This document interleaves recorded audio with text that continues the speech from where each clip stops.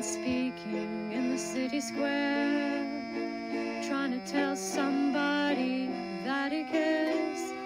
Can you blame the voice of youth for asking what is true? Yeah, the ones that you're calling wild are gonna be the leaders in a little while. When will the lonely voice of youth cry, what is true? This our world's waking to a newborn babe, and I solemnly swear it'll be their way. You better help that voice of youth find what is true. And the lonely voice of youth cries, what is true?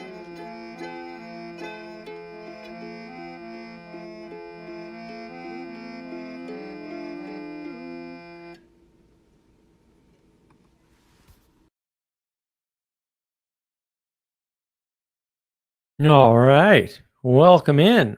Wrong is in on time this time. Lovely. Well, as you saw from the thumbnail and the title, we really don't have a specific topic. I'm going to talk about a bunch of things, tie them together, talk about meaning crisis, intimacy crisis stuff.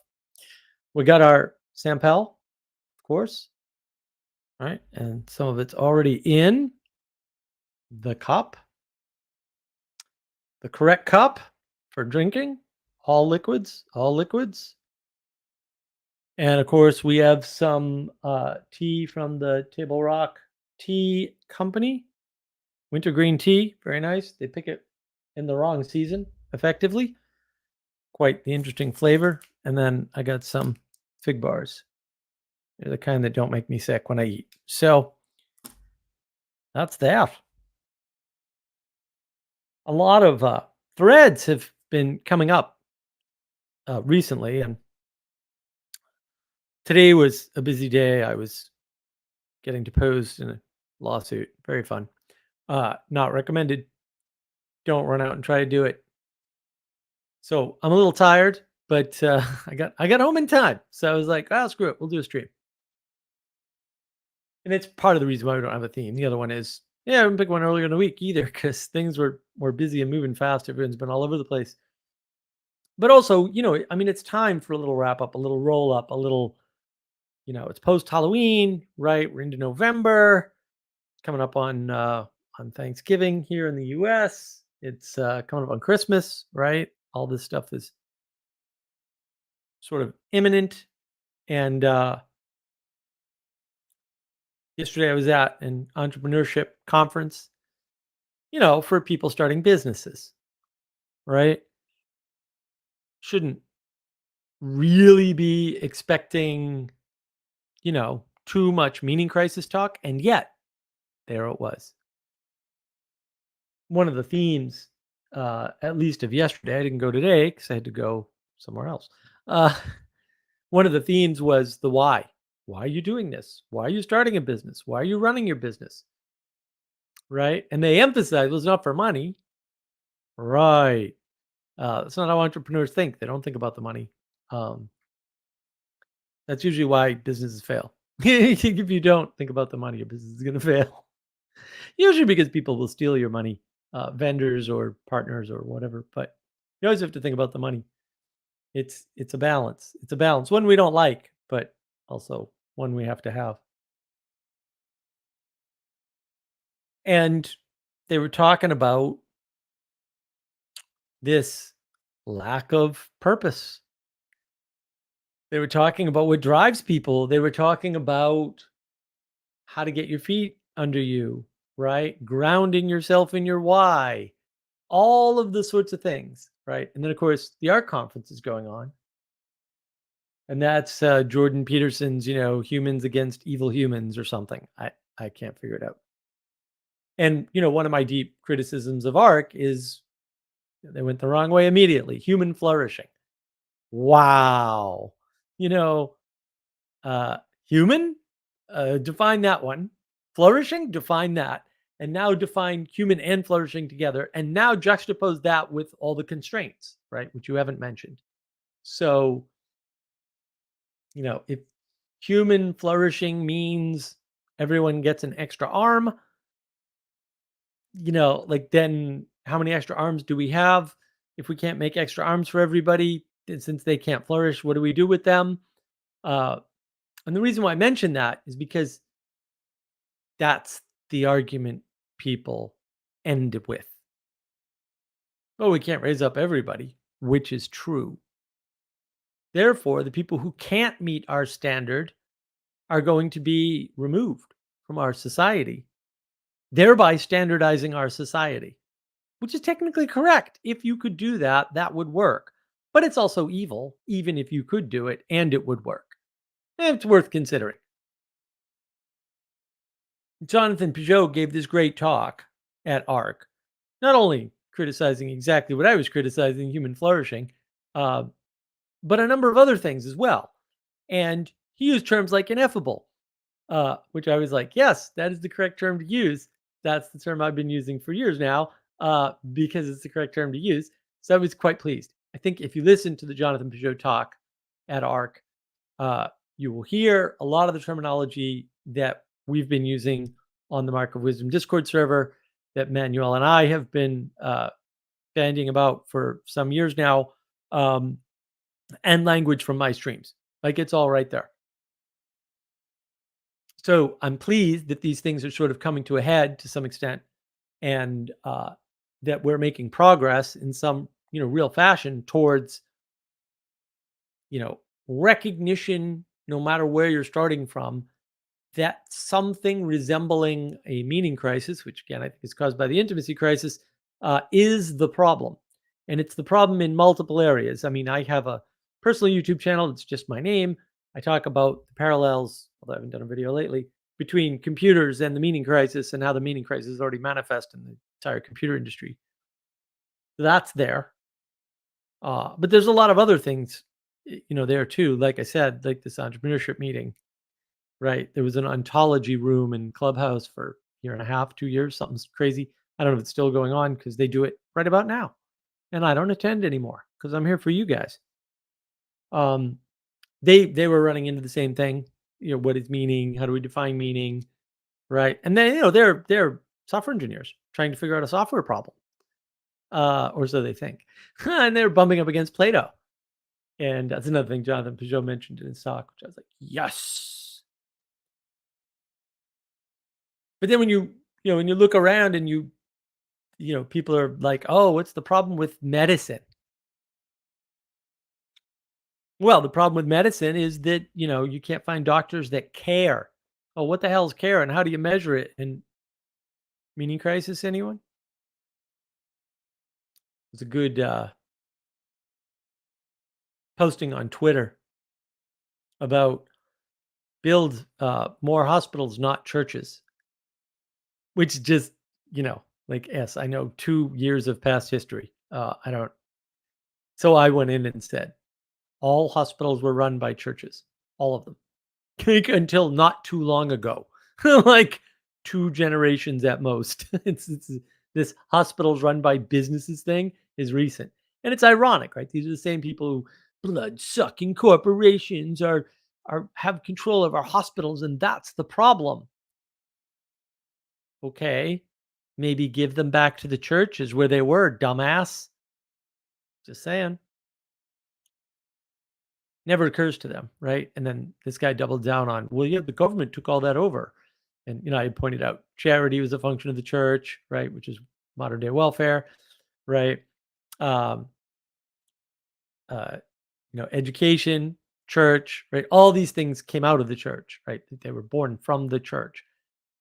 And he was like, "Oh no, government does a much better job." And I was like, "Yeah, you're no, nobody thinks that. Nobody thinks government does a better job at anything ever.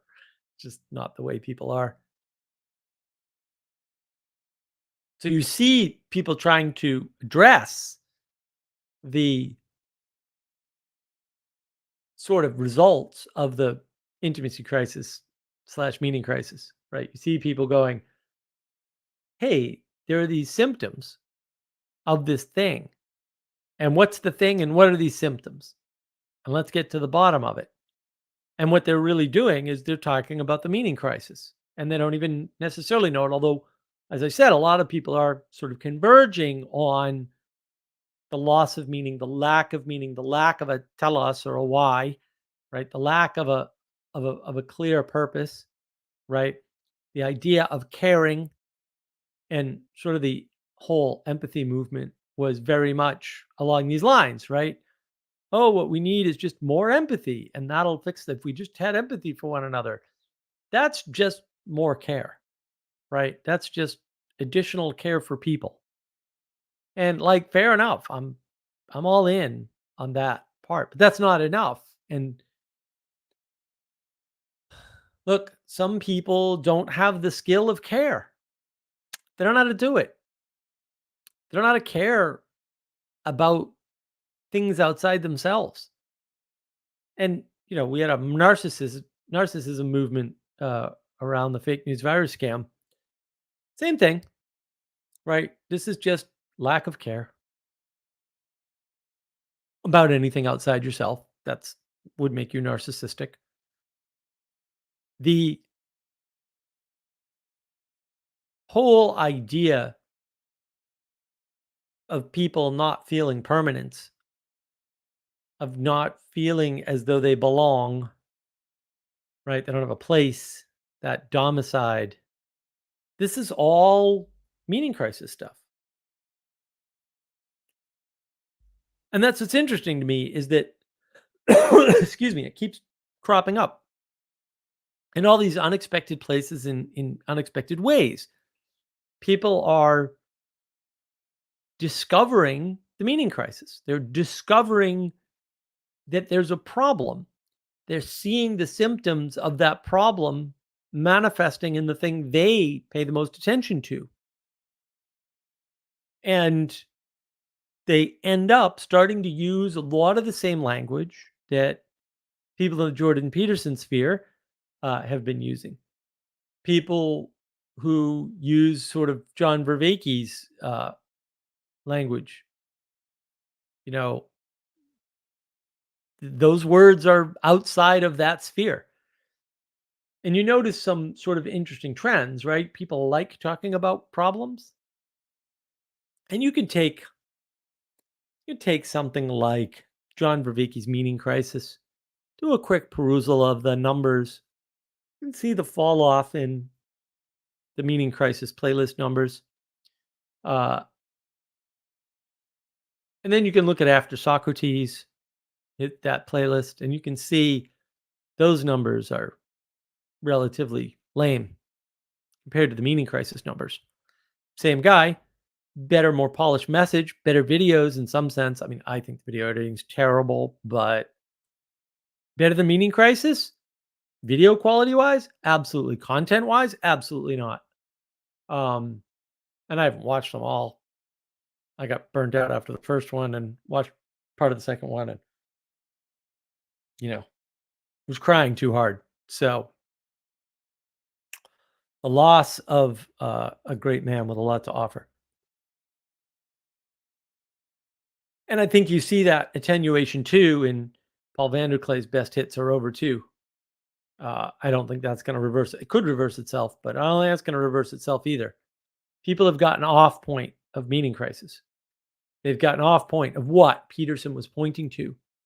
This is the Peterson sphere, whether you like it or not. You can hide in your little corner if you want, but that's not where you are, and it's not your corner, and you can't hide there. But you can trap yourself there if you'd like. The movement that Jordan Peterson created and pushed forth, that changing of attention from the material to the ethereal, to the mysterious, to the potential, to the ought, from the is, it's a big deal. Begs the question, which I often ask and point out to everybody, why didn't the church do that? And by the church, I mean the body of the church, right? Not just the individual church administrations or hierarchies per se, but anybody in the church. And what you see is a bunch of people trying to be Jordan Peterson and failing miserably. If the ethereal is your thing, and you think it would be if you're a church, then why is this secularist beating you at talking about the ethereal, at pointing to the ethereal, at getting you attend to that which is non-material? It's a good question. It's a nice self-reflection in some sense. It's a nice positive critique that has enough contrast to be useful. Because there's a way in which the cause of the meaning crisis is the church's inability to keep people attending to the ethereal. Because the church is all about attending in various different ways, caring about the ethereal aspect of the world.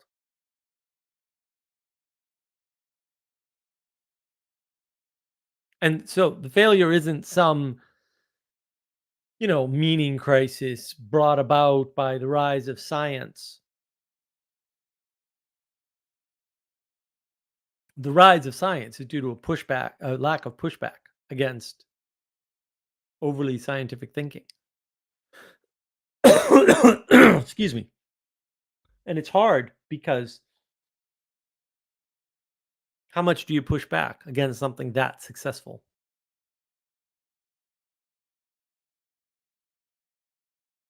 How much do you push back against something that gives people that sense of power and control and that leverage of force? Whenever you have a leverage of force, you also have a leverage of threat of force. How did we end up in a place where people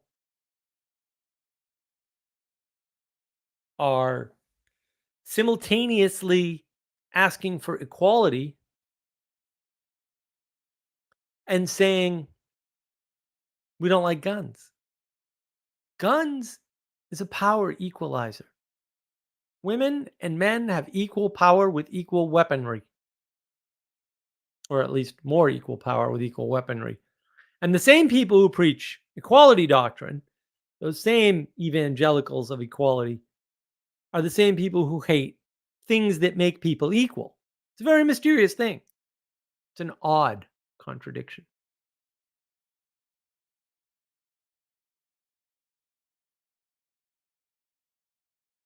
And I mean, I'm going to push back on it, Nathaniel, but I don't think you're wrong.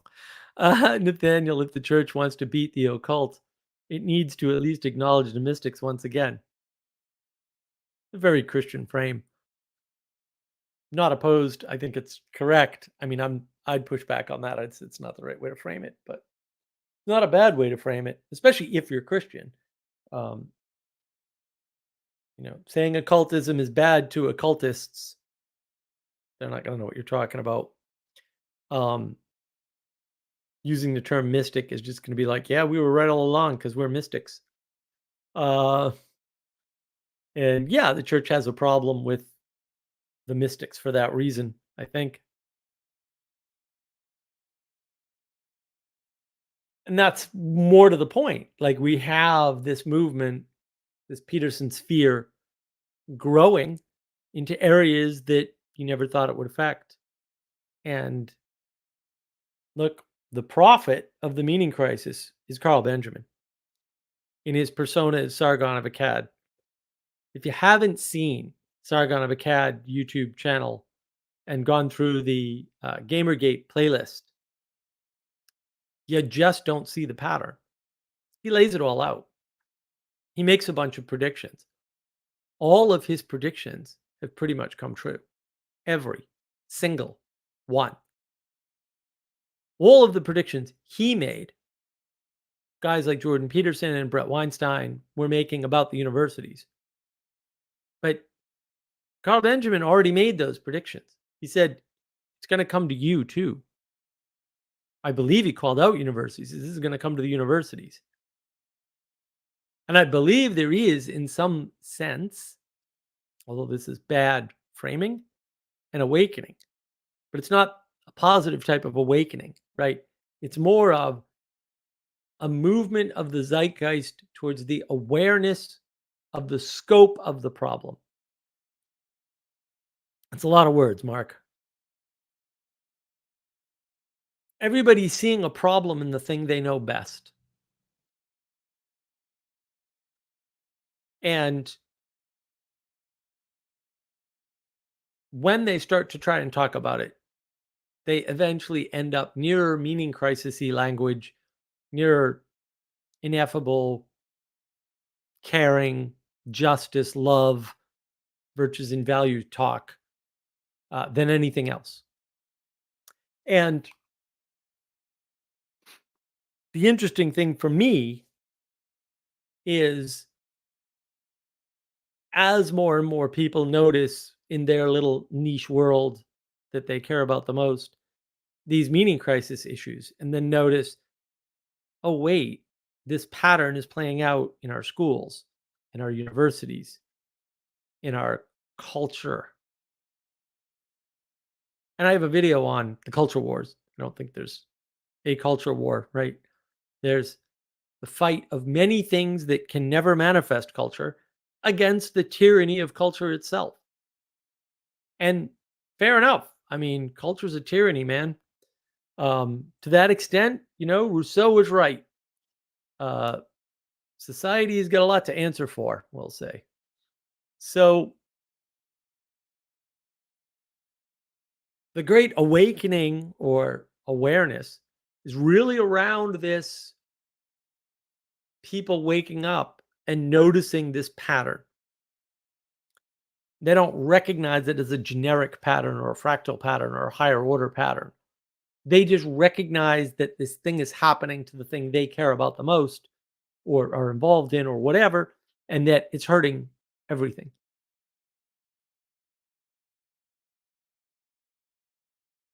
Maybe destroying it or eating it.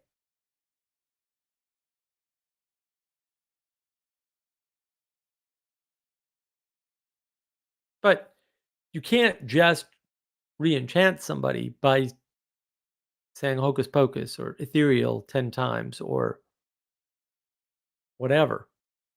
When people don't have that capability of informing the world poetically, the poetic information of the world, they don't have the eyes to see that, then there's a problem. They have lost their sight. And, maybe to some extent they never had it. Such things are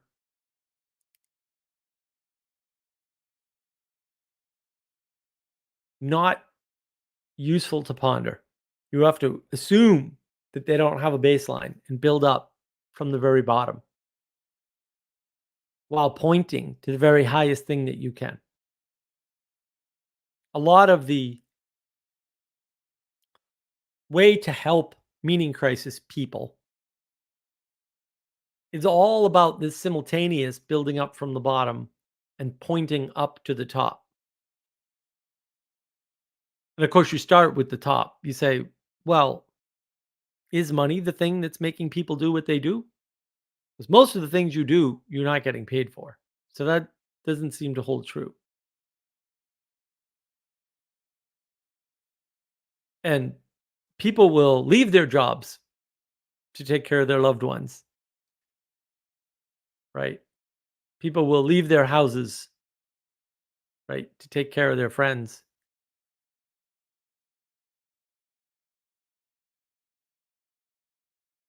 People will change jobs to get something less stressful.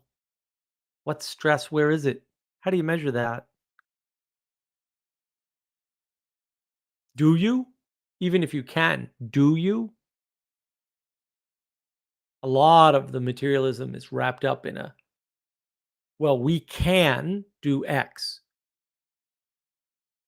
And maybe X can be done, but that doesn't mean you're going to do it. Doesn't mean you are doing it. Doesn't mean you can keep doing it. It doesn't tell you anything about the utility of it. I can build a railgun in my backyard and fire something to the moon. That is thing I can do. I'm not going to do that for various reasons. I can. I can measure my stress in terms of heart rate, nervous system activation, sweatiness relative to how physically active I am. There's all kinds of ways to measure stress, heartbeat, specific heart symbols, irrespective of how fast it's beating. But I'm not going to do that all the time. I might be able to take one or two of those measurements. Maybe I can get a continuous monitor for the heart,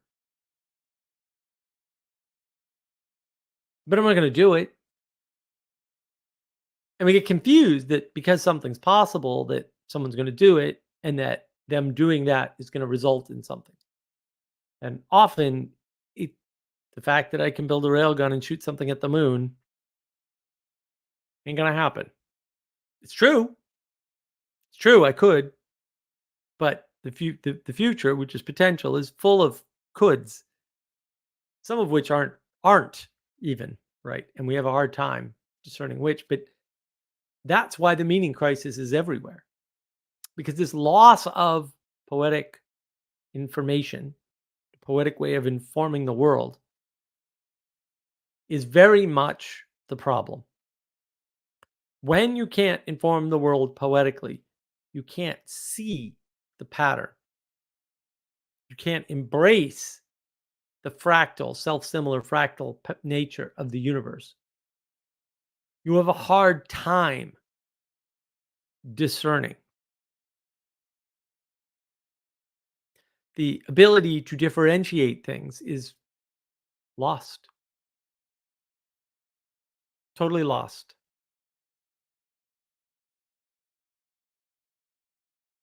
It's a big problem. That's part of the meaning crisis. And the symptoms are everywhere. The ARRRG conference is fundamentally a response to the symptoms of the meaning crisis. We've got these basically bad guys in the World Economic Forum. How do I know they're bad? They're framing the world in economics. Problem solved. Nassim Taleb, read all his books. Economists are frauds. He's softened a little bit on that. Almost all economists are frauds. I think that's as soft as he's going to get. He brings the goods as to why, shows you all the data. It's in the books. You can read it. It's right there. I haven't seen anyone refute it. I haven't even seen anyone try, which is even more interesting. It's almost as if when you tell a true enough truth, right, a holy truth, no one will dare. And that, speaking of poetics, reminds me of the brilliant William Blake and my favorite poem, because of course it is, The Tiger. The interesting thing about this poem, about what he's talking about, is that it begins, tiger, tiger, burning bright in the forests of the night. What immortal hand or eye could frame thy fearful symmetry? And then, you know what it ends with? Tiger, tiger, burning bright in the forests of the night. What immortal hand or eye dare frame thy fearful symmetry? The beginning of the poem, it's all about ability. The end of the poem, it's all about your inability to act, not your inability to accomplish, your inability to act. You're in such fear. You're enraptured. You're stuck.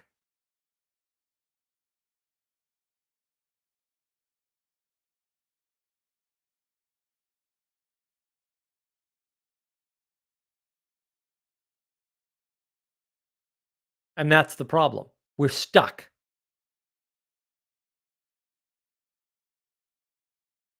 Nathaniel likes to give me easy questions today, apparently. I'm tired, dude. Didn't I start with that? Really? This is what you're going to hit me with? How would you reframe ARC given the opportunity? That depends what you mean. I think it's a bad goal from the get go.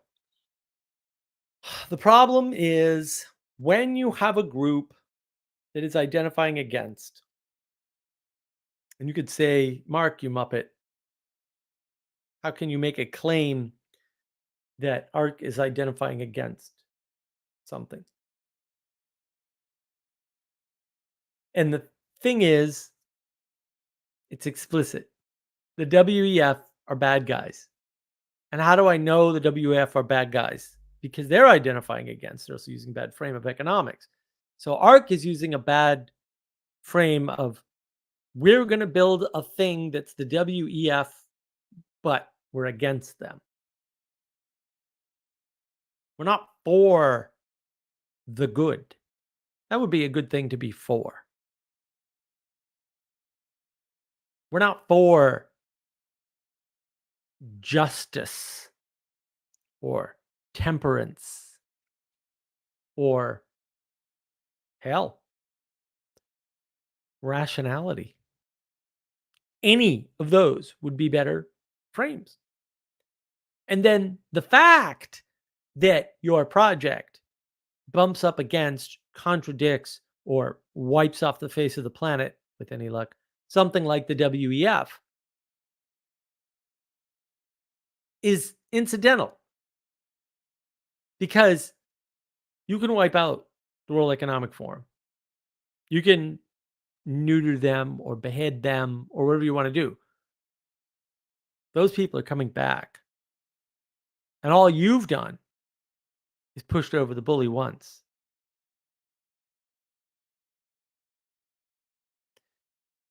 And the problem is there's no emanation.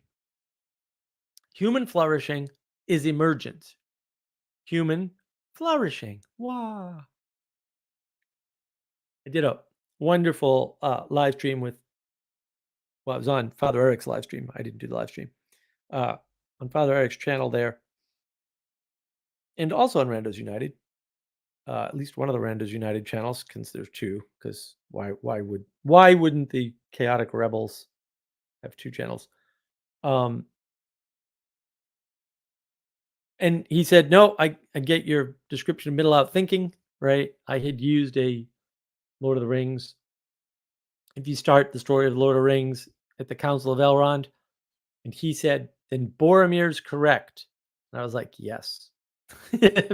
if all you know about the Lord of the Rings started at the Council of Elrond, then when Boromir says we should use the power of the ring and wield it against its creator, that is the correct answer.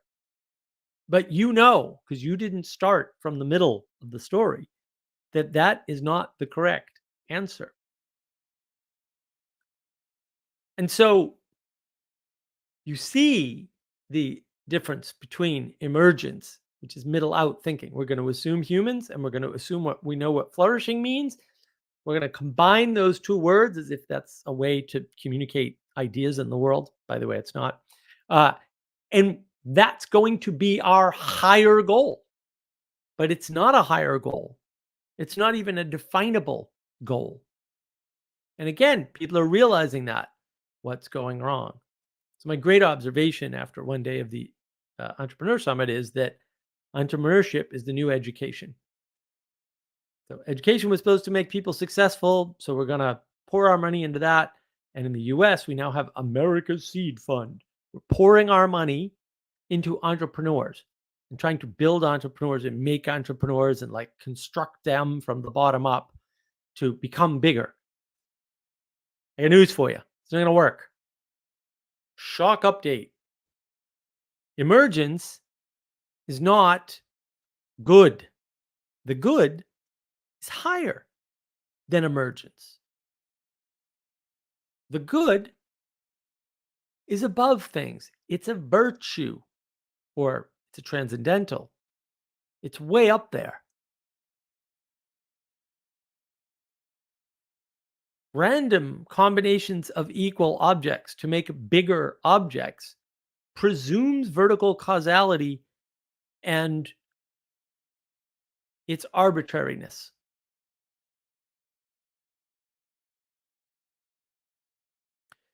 If you want to take seriously the idea of making the world a better place, you need to point at something better. Using human flourishing as a proxy for better is not going to work. It's not sufficient. It's not correct. It's not definable. And it's not better. One man's flourishing is another man's suffering. That's the first most obvious problem. Some people hate the beach. I flourish at the beach most of the time. Some people are miserable in the mountains. I actually flourish in the mountains too. Love the mountains. Most times.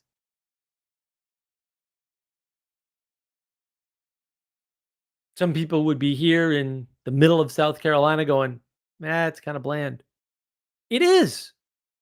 That is true. But I'm 2 hours from the ocean, and I'm 2 hours from the mountains, and I'm mostly not cold, which matters a lot when you have an illness.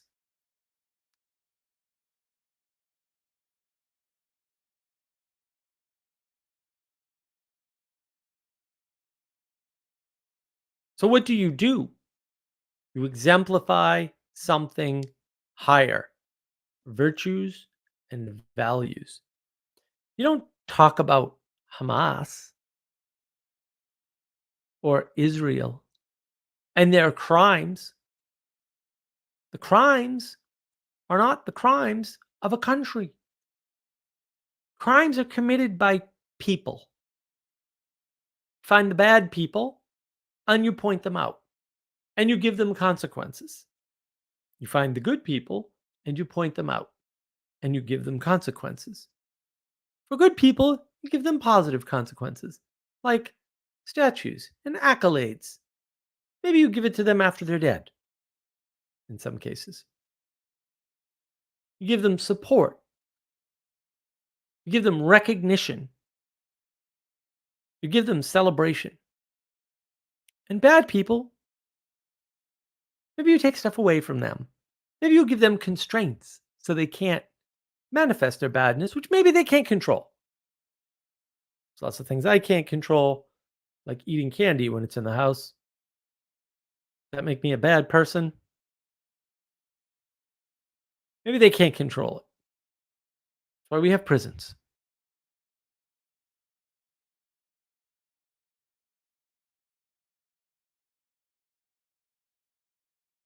Everyone's noticing the meaning crisis, the intimacy crisis, in their own little corner, in their own little way, starting to manifest in what they think of as mysterious ways.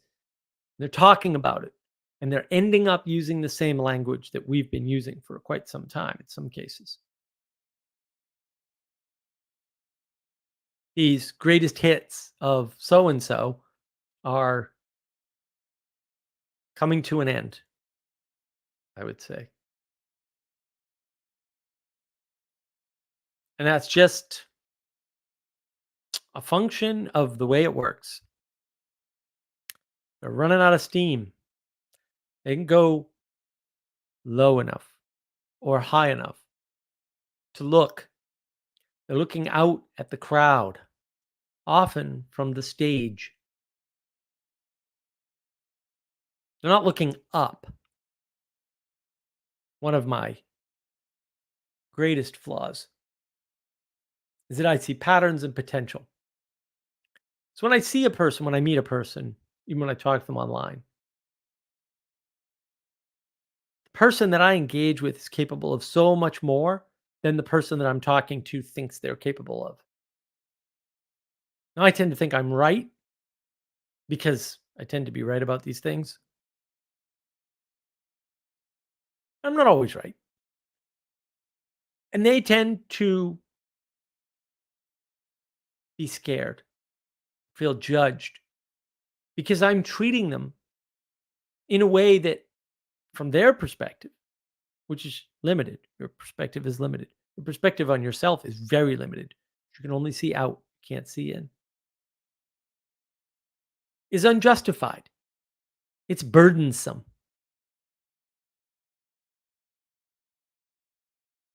You've got a running coach and he says, run faster. You can do it. That's burdensome, but it's better for you. And a lot of people are noticing this, and I'm on Twitter just freaking wrecking everybody's life with this.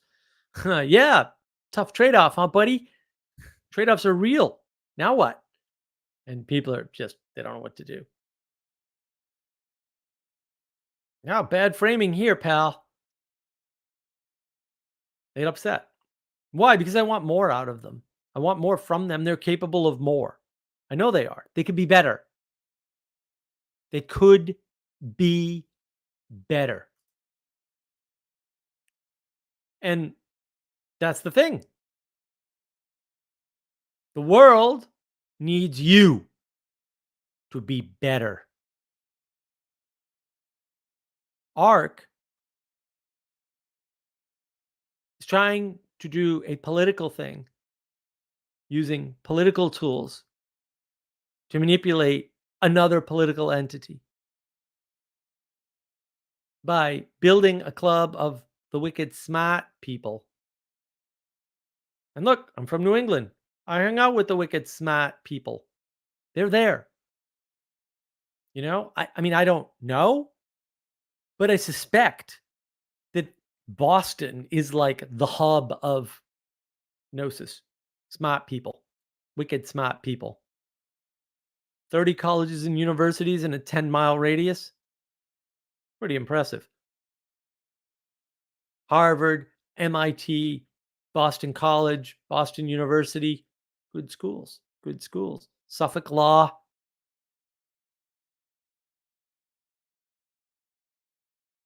And very useful, but not going to save the world. I don't care how many of them get together and figure something out. I don't care how much correct problem formulation you use. What is correct problem for? It's framing. Postmodernism brings us the loss of framing. And then the scientists notice, oh, how you frame a problem matters. And they call it problem formulation. What makes a problem? The context. That's what makes the problem. You make the problem. You.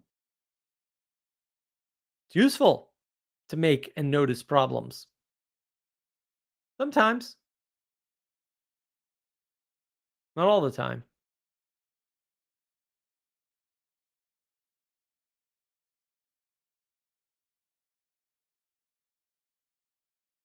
One of the themes that came up this week, and I think I mentioned it in the Father Eric live stream there at one point. To live is to struggle. If you're not struggling, you're not alive, you're dead. Technically. And it's good to know.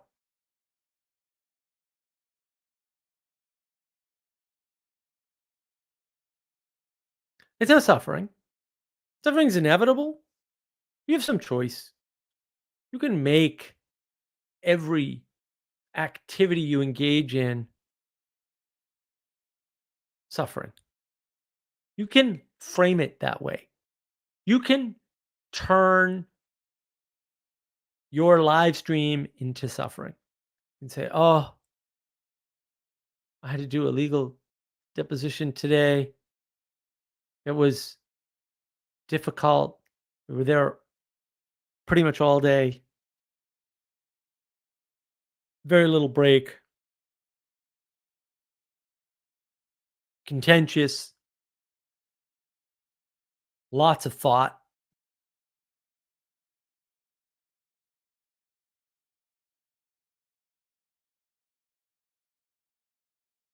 And then what? Who created the suffering there? Me. There are things you have to do that aren't optional. You can meet them as objects of suffering or as processes of suffering or as elements of suffering. If you want, I can't stop you. I don't think you should. Or you can meet them as opportunities for joy. Because when you're taking an action in the world, you have the opportunity to be generative. Actions are not neutral. But what makes actions good or bad is attitude, it's perspective. Same action, different attitude, different outcome. Doesn't seem possible to the materialist mind, and yet that's the way it is. Look around, you'll see it.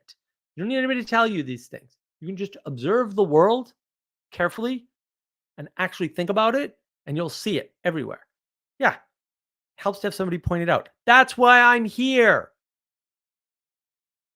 I'm not giving you answers. I say it all the time. I'm not giving you answers. I'm pointing things out. I'm showing you things that are contradictions, that are paradoxes. Those aren't useful. You don't live in a paradox. You can't by definition. You don't live in a contradiction. You can't by definition. You see a contradiction or a paradox, that is the limit of your worldview. It may not be a problem, right? Some people, they're comfortable with whatever paradox they see and it doesn't bother them. And you could say, well, they're not good problem solvers. Maybe they don't see the paradox as a problem. And maybe if you don't see a paradox as a problem, the problem doesn't manifest and now you don't have to solve it. That's a lot less work. I'm just saying. You see this pattern over and over and over. Why are you building a business? What drives you to go through the process of being an entrepreneur?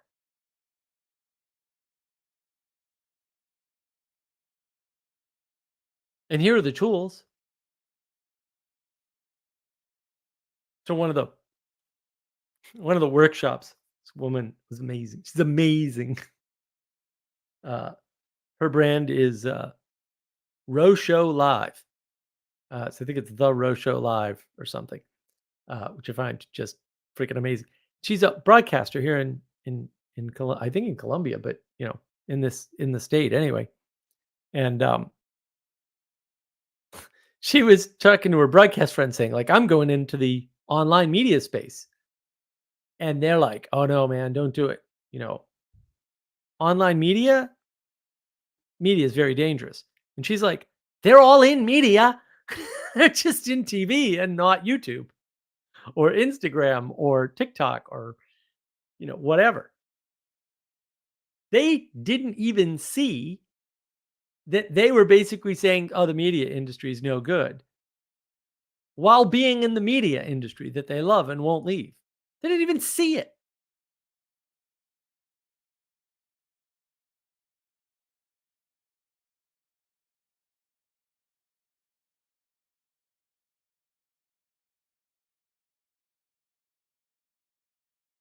And that's the problem, is that our attitude, our approach, what we aim at matters. And when you have something like ARRRG and it doesn't have an aim, it's like, we're going to take human and we're going to take flourishing, because flourishing is obviously good in all possible contexts, and we're going to put them together And what it will emerge from that is ARC. That's our goal. ARC is going to emerge the human plus the flourishing. We're going to take two equal level undefinable abstractions, human and flourish. We're going to combine them together and build a Tower of Babel. Oh, wait. Did I say that? I mean, we're going to build higher. Are you? Is that going to work? But you see this pattern manifesting everywhere, over and over. This growth, this mischaracterization, this loss of meaning, intimacy goes right out the window.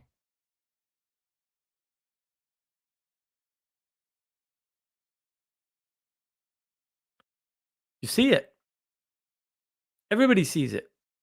But they're seeing a different implementation, a different manifestation, a different set of symptoms. But then ultimately,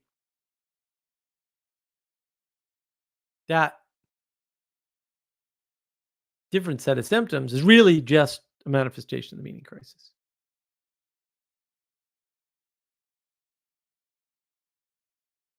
But they're all coming to the same language. They're all coming to the same conclusions. Oh, we can't just talk things through. Why? Speech is fairly universal. One thing that we are very equal in, it's speech. So if you're an emergence is good person, conversation is going to save the world. Equality doctrine intact. But of course, conversation just causes more divisiveness, more tribalism, more polarity. That's what it causes. There's a one-to-one correlation in exactly the direction that if you believed in conversation saving the world, you would not want to see. But it's there and it's clear.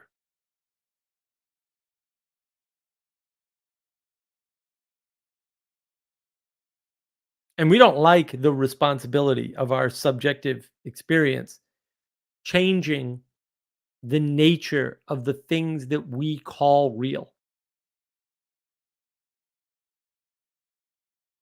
You fast. Your hunger is real. I fast, I don't get hungry.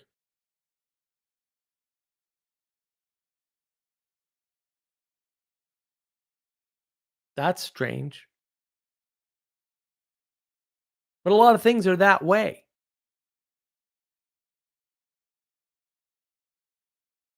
The responsibility of being a unique individual in the world is too much. So we try to equalize things with conversation instead of accepting our unique perspective and trying to figure out where to fit that unique perspective to make reality better instead of worse. If you want to make things better, don't harp on what the World Economic Forum is trying to do and what they're saying. First of all, they don't have any power to enact any of this stuff. They're not a government body. They just don't have any money to really move the world. I mean, they got a lot of money, but the world has more money than their combined asses.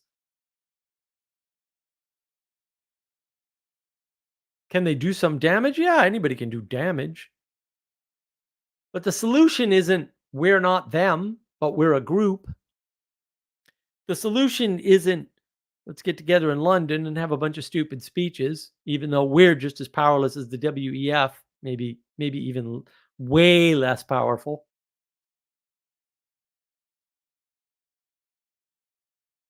It's the intellectual class that led us into the world wars. That's worth thinking about.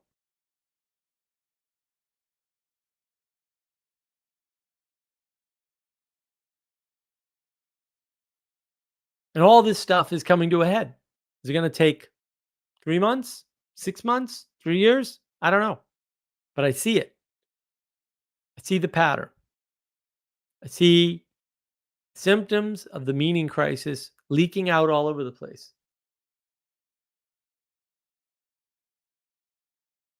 If you'd like to hop in, have a chat, there's the link. In the meantime, I'm going to take some tea. I'm tired.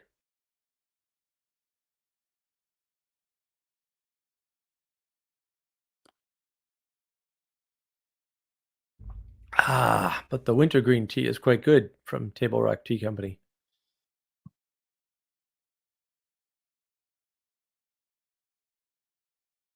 Oh, it has been a long day. And it's been interesting seeing all these people talking my language, talking about my topics, sort of catching up to the meaning crisis train and hopping on board.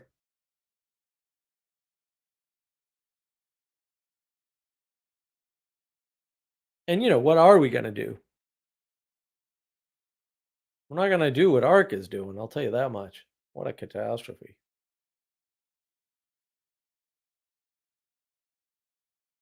Is it better than nothing? I'm not sure. I just don't know.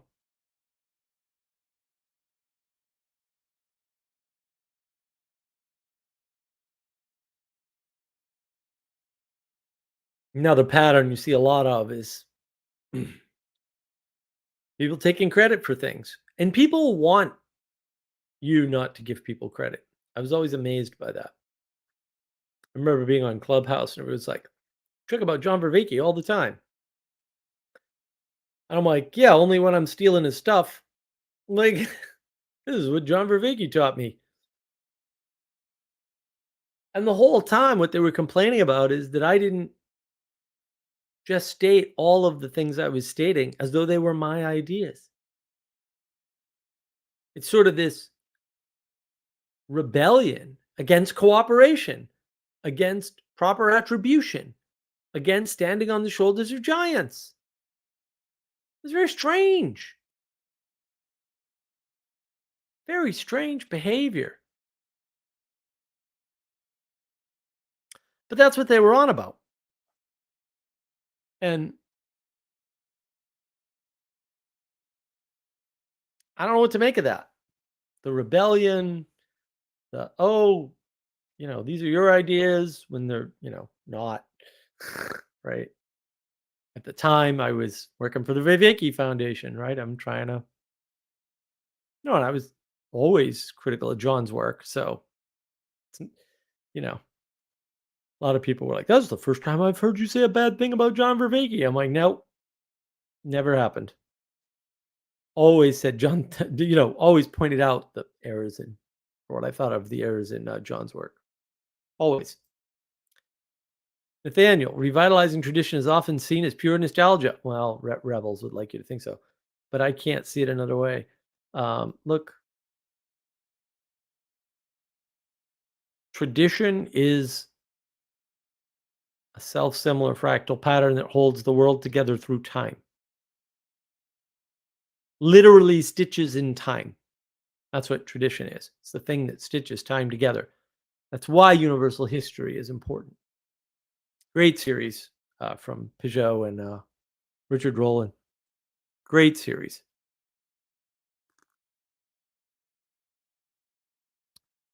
The whole idea of stitching things together over time, throughout time, using time itself, is important.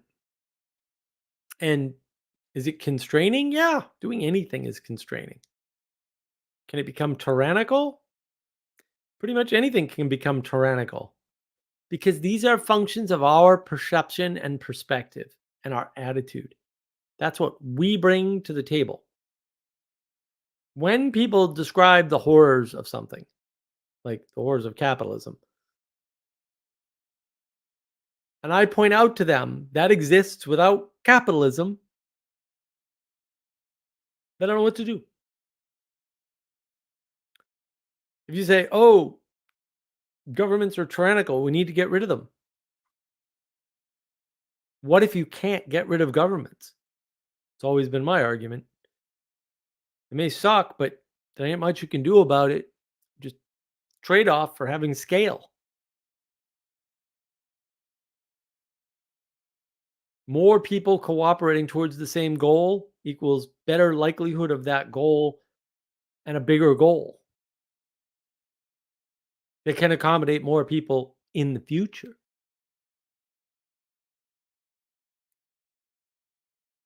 We did a little tour of the law firm we were doing my deposition at. And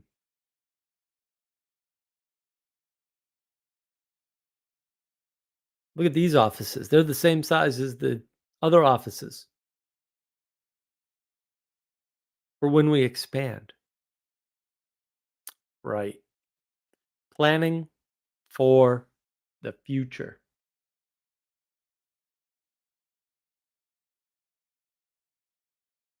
Not forcing it to be a certain way.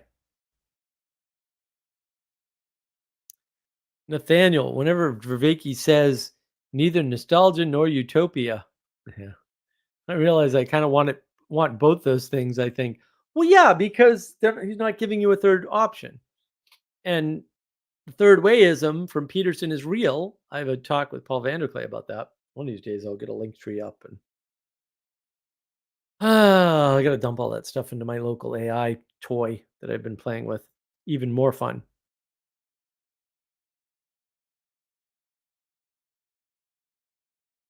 If you're stuck in a dichotomy, in a binary, it's wrong. That's all. It's not hard. It's not the Holy Jesus and the Holy Father. It's Trinity. That's weird. Plato, triangles. Goes back to Pythagoras, triangles. Why? Because without it, you can't have enchantment. See my early model videos, my models playlist. Triangles are important. That's re-enchantment. The other thing that's important, and it is important, is that additional perspective that that third position brings. So having just one perspective is obviously limiting. Having two perspectives is also limiting. And having three, I recently released a video about this, 1, 2, and 3, all right, opens up an exponential number of possibilities compared to two. And we don't take that for granted. We don't notice it when it's there. We don't have a realization of how big that is. We're simply unaware of the change from 1 to 2 to 3. And 3 is scary. And 2 is ununified. And 1, well, 1 is tyrannical. That's why we need to go to the none, to the nothing. We need to embrace nothingness. What are you, high? And then I don't know why there's nihilism in the world. You just said nothingness. Meditate until you feel nothing. What do you think is going to happen? Unnihilism? What are you, high?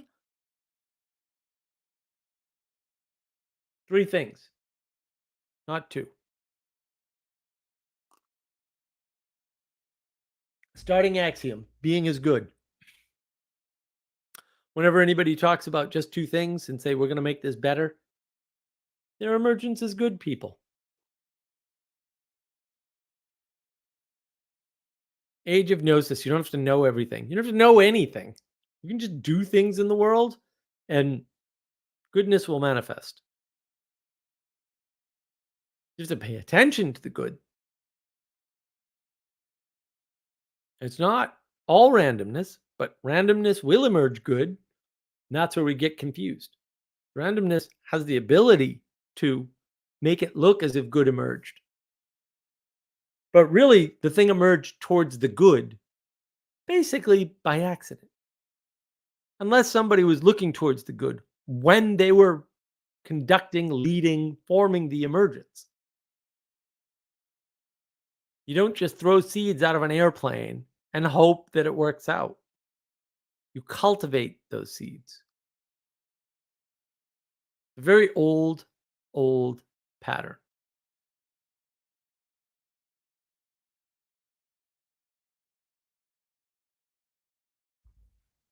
What else you got about Vervaeke, Nathaniel, since that's one particular area of expertise?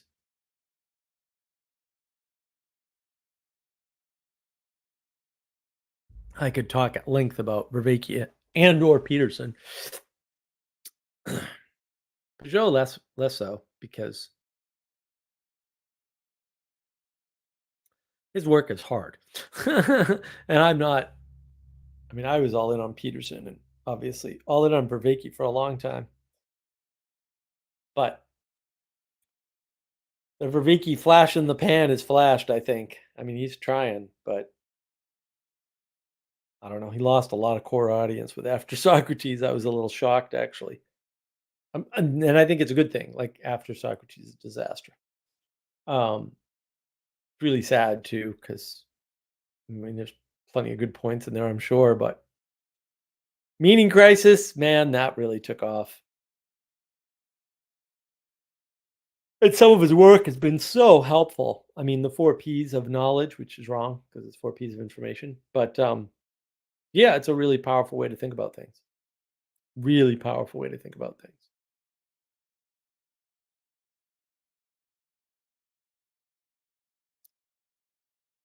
Nathaniel, well, Vervaeke and After Socrates talks to Hermes at one point. Oh, wow.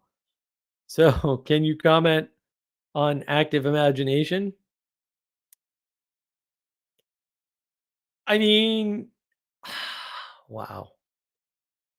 This is the danger of things like flow and serious play and imagination. Fact that your imagination is active is a little weird. It doesn't make any sense to say inactive imagination, right?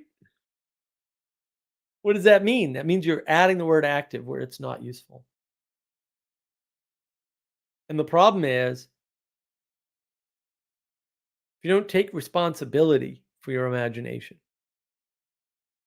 if you don't say, hey, this is my imagination and own it, you run the risk of going off into space. And I hate to say it, and people keep insisting that I'm wrong or being dishonest or whatever somebody call you intellectual dishonest on Twitter for this. Number one cause of schizophrenia is hallucinogenic drug use. Sorry. How's that for active imagination? If you activate your imagination by using chemicals, the odds that you'll go nuts are really high. Yep, that is true.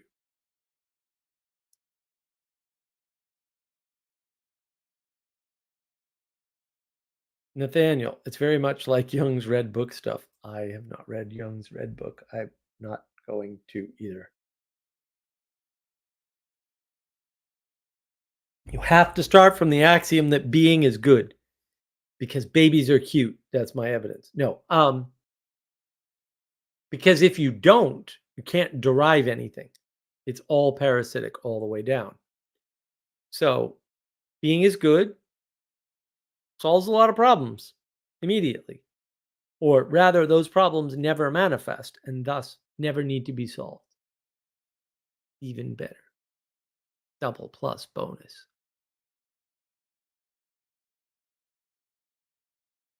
And it's that interaction with the framing that either dooms you to see problems all the way down or create problems all the way down or not. Yes, I was trolling for Ethan. Ethan says, can confirm. Well, Ethan has a new being, so he seems to like the little thing too. He's a cute little baby. I don't know if he's confirming that babies are cute or that being is good or both, but probably both, knowing Ethan. Ethan has been on fire lately. Oh my God. His Twitter is great. He's been really out there doing the warrior work, which I think is really important, actually. Or if you're going to be out on Twitter and Facebook and these places, you need to do the warrior work. Everybody talks about we're in a culture war, and I'm like, okay, I don't even care which side you're on. I want to know what you're doing. It's like, oh man, I don't want to get involved in the culture war. Are you saying you're not part of a culture? Like, I don't get it. Like, what are you saying? Uh, yeah. And we don't notice this, right? Just, oh yeah, that makes sense. You're a free individual who can do what he wants. You don't have to be part of a culture. Yes, you do. You're online. You're part of a freaking culture. You're probably part of 10.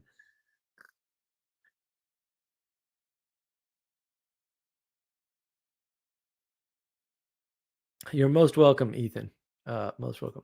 All right, back to Nathaniel and serious questions. Although babies are pretty serious questions, and being as good is pretty serious question. One more from Nathaniel here. Can you please use Muppet language for dialectic and dialogos? Oh my God, Nathaniel, why are you doing this to me, man? Jeez Louise. All right, look. I don't know how to say this nicely, so I'm not gonna say it nicely. Dialect and dialogos is bullshit. It's that simple. This is John's famous bullshit, only he's doing it to himself, which is where bullshit begins, to be fair, but also cut it out. The way dialectic is hinted at in Plato's Republic, which I am reading, it's part of the book club, not by myself on my own. Don't quite think I'm smart enough for that. So I need Danny and Ethan and Manuel and sometimes Adam and whoever else shows up. I need their perspectives, their insight, their pushback to understand this stupid book. Because it's hard. It's hard. And I'm a Muppet. And I know I'm a Muppet. I'm like, you're firmly in Muppet territory. The dialectic is not a thing between two people. It's not how the ancient Greeks conceived of it. As near as I can tell from all the reports I have, and I know some people, right? I talked to some PhDs in this stuff. The thing that we call dialectic nowadays is Hegel's description of dialectic. The problem with Hegel is multifaceted. One facet of the problem of Hegel is that everybody casts Hegel as a philosopher. Hegel was not a philosopher. He did not want to be a philosopher. He would not want to have been associated with philosophers. He was a theologian. Now, the problem with Hegel is he was a bad theologian. He wasn't even good at the thing he was. And fair enough. Being a theologian's hard. Not recommended. Don't do that. It's hard. Hegel's idea is synthesis, thesis, antithesis, synthesis, right? Which is an emergence is good, right? You take the thing, you take the opposite of the thing, you put the two together, and bang, you've got a new thing, one layer up. You're a 3-year-old, cut it out. No, really. I mean, any 3-year-old will come up with that formula over and over and over and over and over. You just haven't talked to enough 3-year-olds, clearly. It's not talking for like 20 minutes. They'll come up with that. They might do it with Legos. I have one Lego. I have a ton of Lego, and they're apart. And I put the one Lego on top of the other Lego, and now I have a third thing, and it's taller. 3-year-olds do that all the time.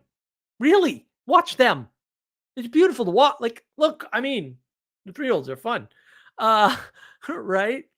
But Hegel's not 3 years old, guys. Like, this is not a new revelation. Every 3-year-old finds it out for themselves. Is Hegel giving you some insight? Really? I think you had that insight. I'm sorry. So when we think about dialectic, that's how we think about it.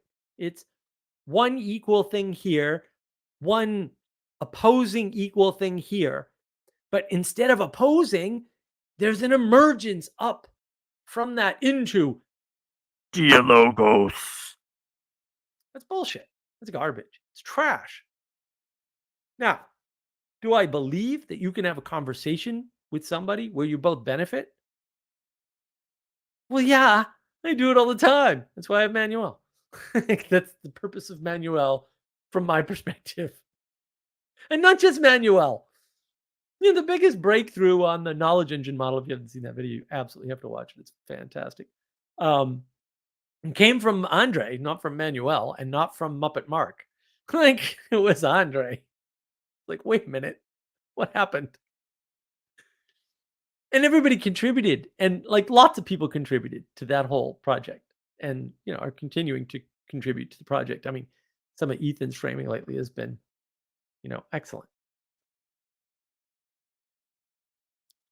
Nathaniel, I'm glad I found these channels before I read Hegel. Yeah, well, Hegel's only a problem if you think he's smart. Like, if you think he's saying something intelligent, just like Heidegger, think he's saying something intelligent, you'll read all kinds of garbage into him that's not there.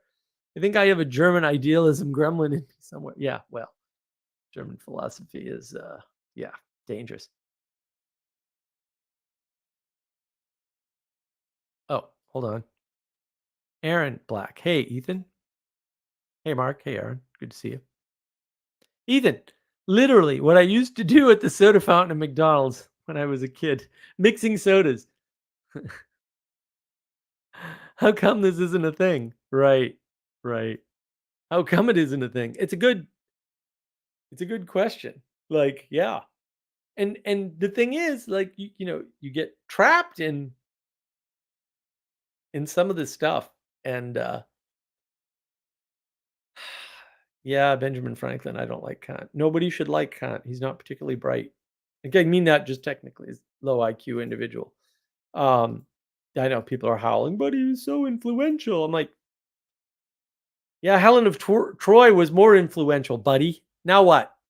It wasn't a good thing either.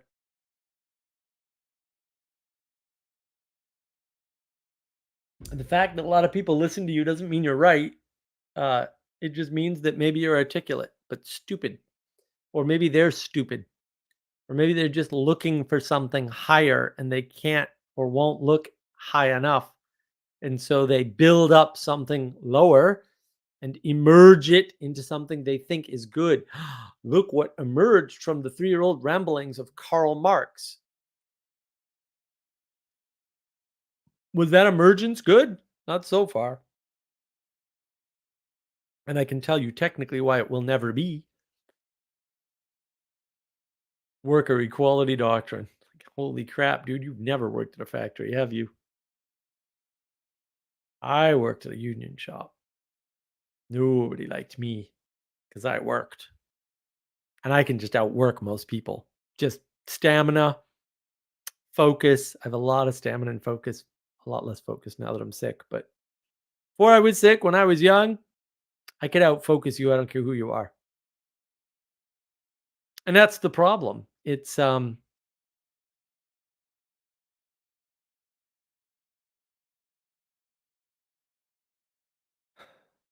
tough to deal with the fact that we're the same in some ways and different in others. And we're the same enough that we recognize each other for the most part.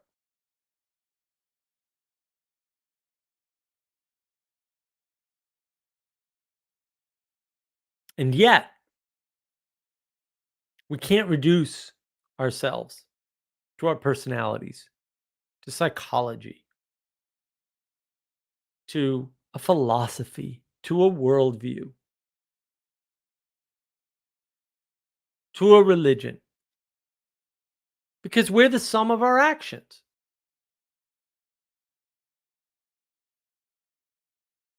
And we're not only the sum of our actions, we're also the sum of our potential.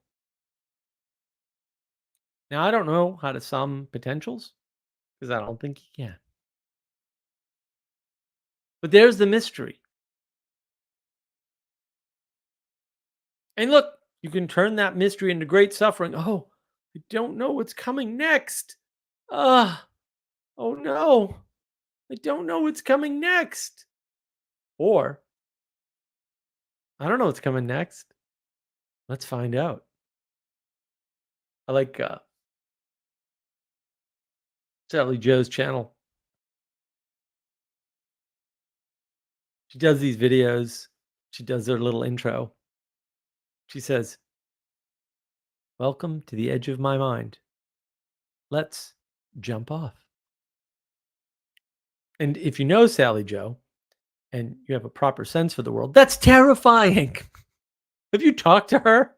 She's so confusing. I don't want to jump off of that. I don't know where that goes. But she says it in such a beautiful way, right? Very inviting. Like, I'm at the edge of my thoughts. Come with me. Let's see where this ends up.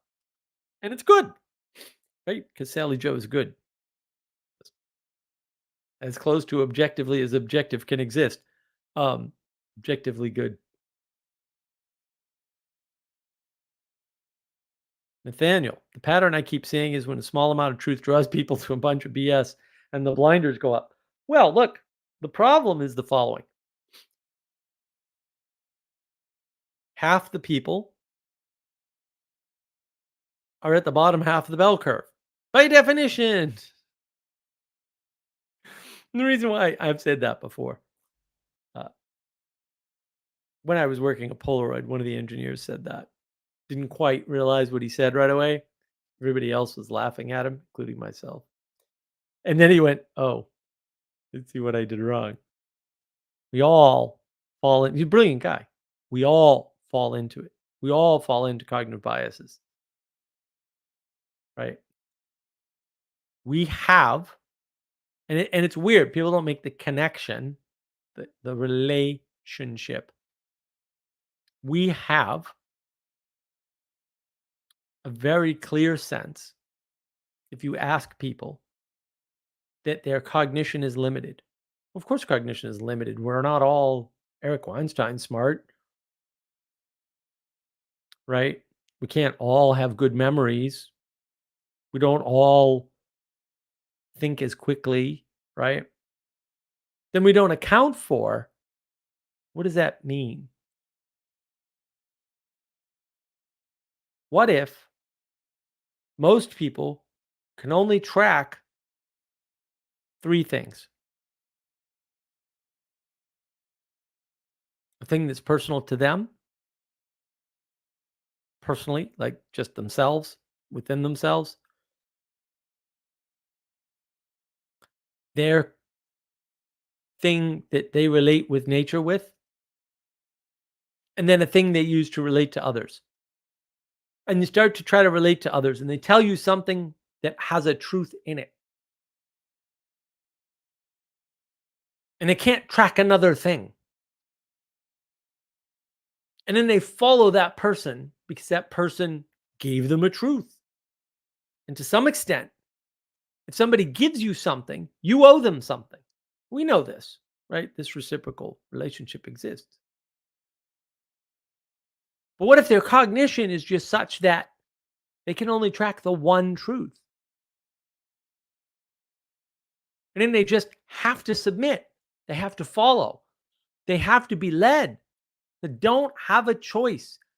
I can't, and it would be stupid to try to know and understand and anticipate all the same things as somebody else so that I can, quote, keep up with them. That's why I have Jesse. Because now I don't have to go through movie history. I have Sally Joe. I don't have to go through art history, right? They make those connections for me. When I talk about that stuff, that didn't come out of me alone. I may have made those connections, but it was with their help. Welcome, Jesse. What do you think of my rambly stream so far? Your family stream? Did you see that? My rambling. Oh, rambling stream. It is a family of concepts. Good so far. Been tuning in and out. Had some things to do. Got a bit of time, so I thought I'd jump on. And You have a life? busy. It's not. Yeah, I have. What? Outrageous. What? Muppets have lives, guys. They live. I don't recommend it. It's hard. Eventually you'll end Living up is in a hard. lawsuit. How's your health, by the way? Yeah. It's slightly improving. We'll see how it is tomorrow morning now that this goofy deposition is over. Oh. Is there good news or just more? I mean, look, my lawyer was thrilled. I got in what I needed to get in, and made a couple points, and probably only made one one mistake in one area, which wasn't technically a mistake, right? It was, your approach could have been better here, sort of a thing. It wasn't like a, Right. you said something wrong. You didn't say anything wrong. Yeah, it's gonna. I'm still bet you or something, oddly yeah. sensitive to postmodern frame or anti-framing, and that happened, and I just freaking lost it. And I was like totally off script. All of a sudden, I'm like, fight the power. Look, I mean, I talk about this stuff, and this guy does that, and that guy. These are all my sins too, right? Like I still have those problems. Yeah, you can rope me in with postmodern framing all day. Like, oh, what do you think of human flourishing, Mark? Oh, that'll set me off. Or effective altruism is a good way to think about the world. It's like you didn't think about that. You can't. Like, what is wrong with you? I mean, come that to on. Sam Bankman-Fried. Like, didn't Sam Bankman? He's now been convicted, right? That's the he tried to pin it on his girlfriend. Yeah, oh, yeah. Yeah, now he's no, nothing got him off. He's all gone. Good. Well, and you've seen the memes, right? The most fascinating thing that absolutely no one's talking about, but everyone's actually engaging with. So his girlfriend there or whatever, the woman executive.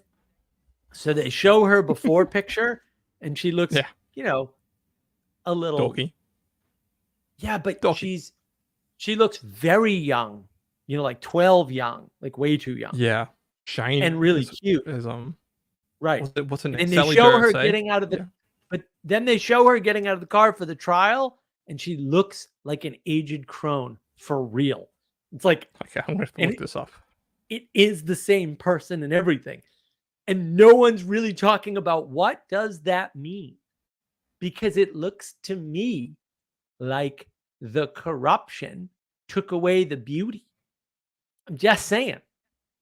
That's what it looks like to me. Like I have this whole thing where, and you see these people sometimes, men and women, where they look, rode hard and put away wet is one of the terms I use. One of the turns of phrase I use just for horses, right? Which is basically, drug addicts often look rode hard and put away wet because they've just been burnt out from their amphetamines, basically.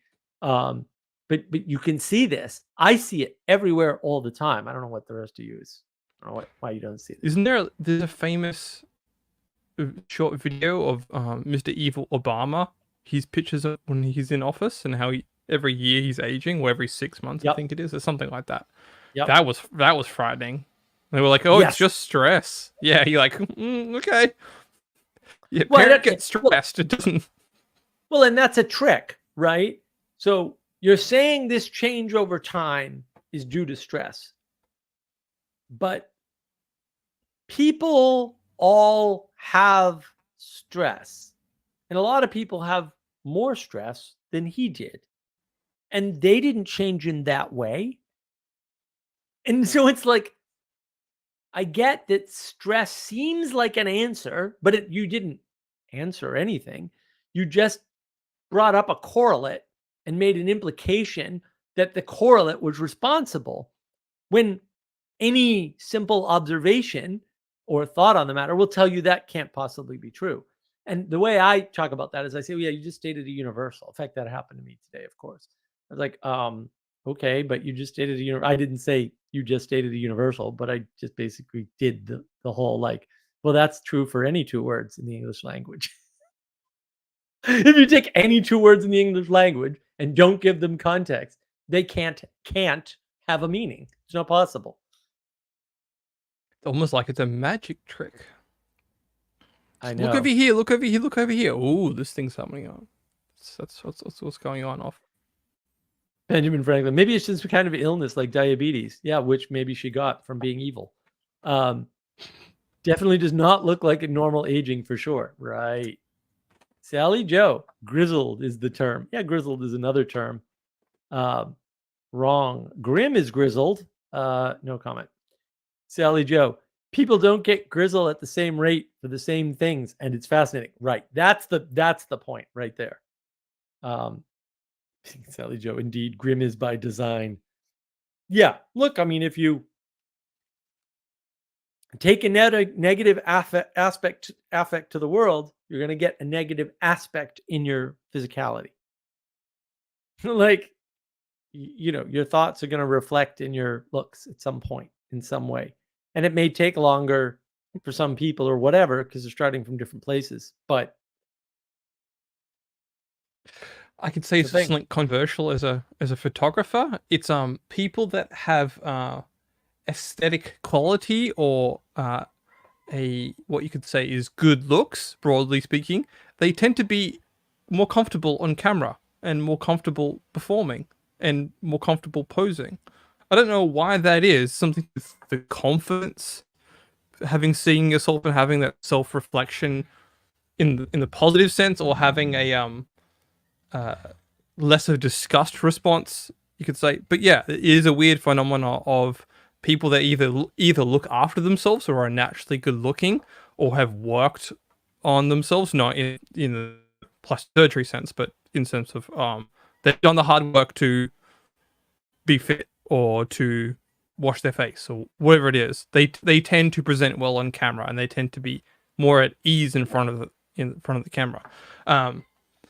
Yeah, I think this is good. Yeah, something to the positive reinforcement of behaviors, which you can actually do, Mark, by the way, with certain assertiveness training. Not sure if you've thought about that, but there you go. That is correct. Yeah. You're not sure if I've thought about that. Yeah. there's the lie of the night right there. Yeah. Look, assertiveness training is a thing. The irony here is that I don't think that self-confidence is a useful frame, because your confidence comes from your it's not outside interaction, right? And I use self-confidence. Like, I tell people, yeah, they have low self-confidence, right? But that's usually for people who are highly successful, but don't frame things in a positive fashion, right? In other words, they would be a get better way to something frame done. that. Yeah. Well, they get something done, right? And then they like, oh, I set up all the, all the colors on your website, correctly. I don't know if that's going to be sufficient. Maybe you'll like it, but I don't know. Instead of saying, this thing you asked me to do, I did it. Now it's done.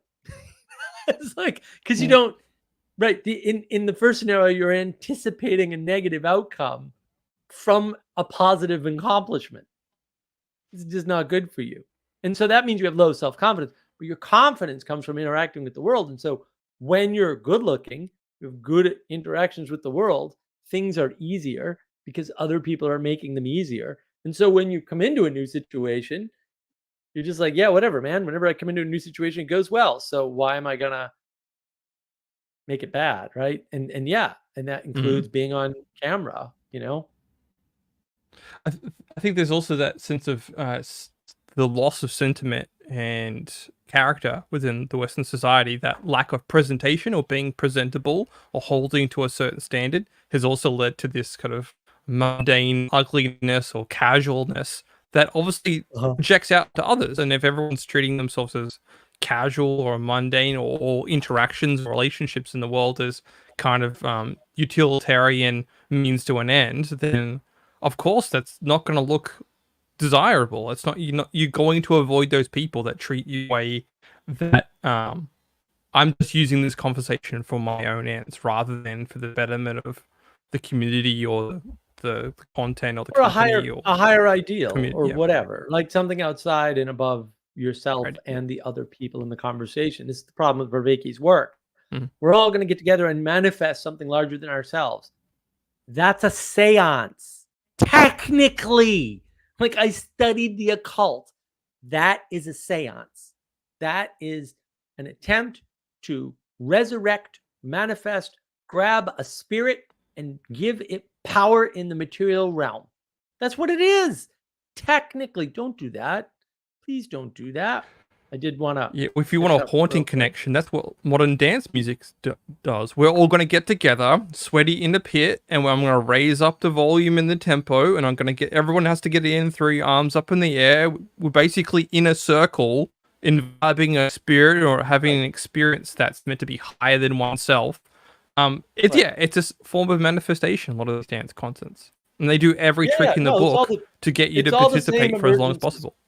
It's all the same emergencies for garbage. Yeah. It's all emergencies. Not saying that is the problem. not seeing that, Right. it's not, you're not just going to a dance music conference. You're not just taking drugs and dancing. You're actually Right. embodying something that's far more malicious or Yeah, devious. you're Yeah, literally in the occult without even realizing it. So you call it what you let's want. check Yeah, this out. So yeah. Sally Joe, there are wrinkled people who don't have the grizzle because they are at peace with their state. Right, right. Yeah, wrinkling and grizzling is not the same thing. And some people who are old just put you at peace. Exactly. Exactly. Benjamin Franklin. This is always a roll of the dice. This collides. What is this? With the correlation causation problem. There's no correlation causation problem. It's not a problem. Lots of things correlate. Causation and correlation just aren't the same thing, and nobody likes that for whatever stupid reason. Probably because they're retarded or something. I don't know. What if people with bad physiognomy are more attracted to bad ideas, like a self-fulfilling prophecy? What if Conflation. people with this who are attracted to bad ideas develop bad physiognomy? There you go. That's because that's what we started with. I don't know why you sort of Conflating many things. Re-summarize. well and flipped Yeah. exactly the frame that we had. Aaron Black Mhm. on language. It's amazing how big a part little words play. Something like and or seal. Yeah, well, I think the problem is we don't pay enough attention to language people are using. Shoot, I had a good example earlier today that I thought was fascinating, and I have Using someone lost it. else's language. You're using Vivekian language. You're essentially embodying the spirit of Viveki when you do that. When you start to use other people's phrases or Yeah, but terminology, because you've not come up with that. well, the other people's language is not. I mean, I think what Aaron's roughly getting at is the idea that small words and the placement of words in the sentence should be having a large impact, and Mhm. the impacts that words have are more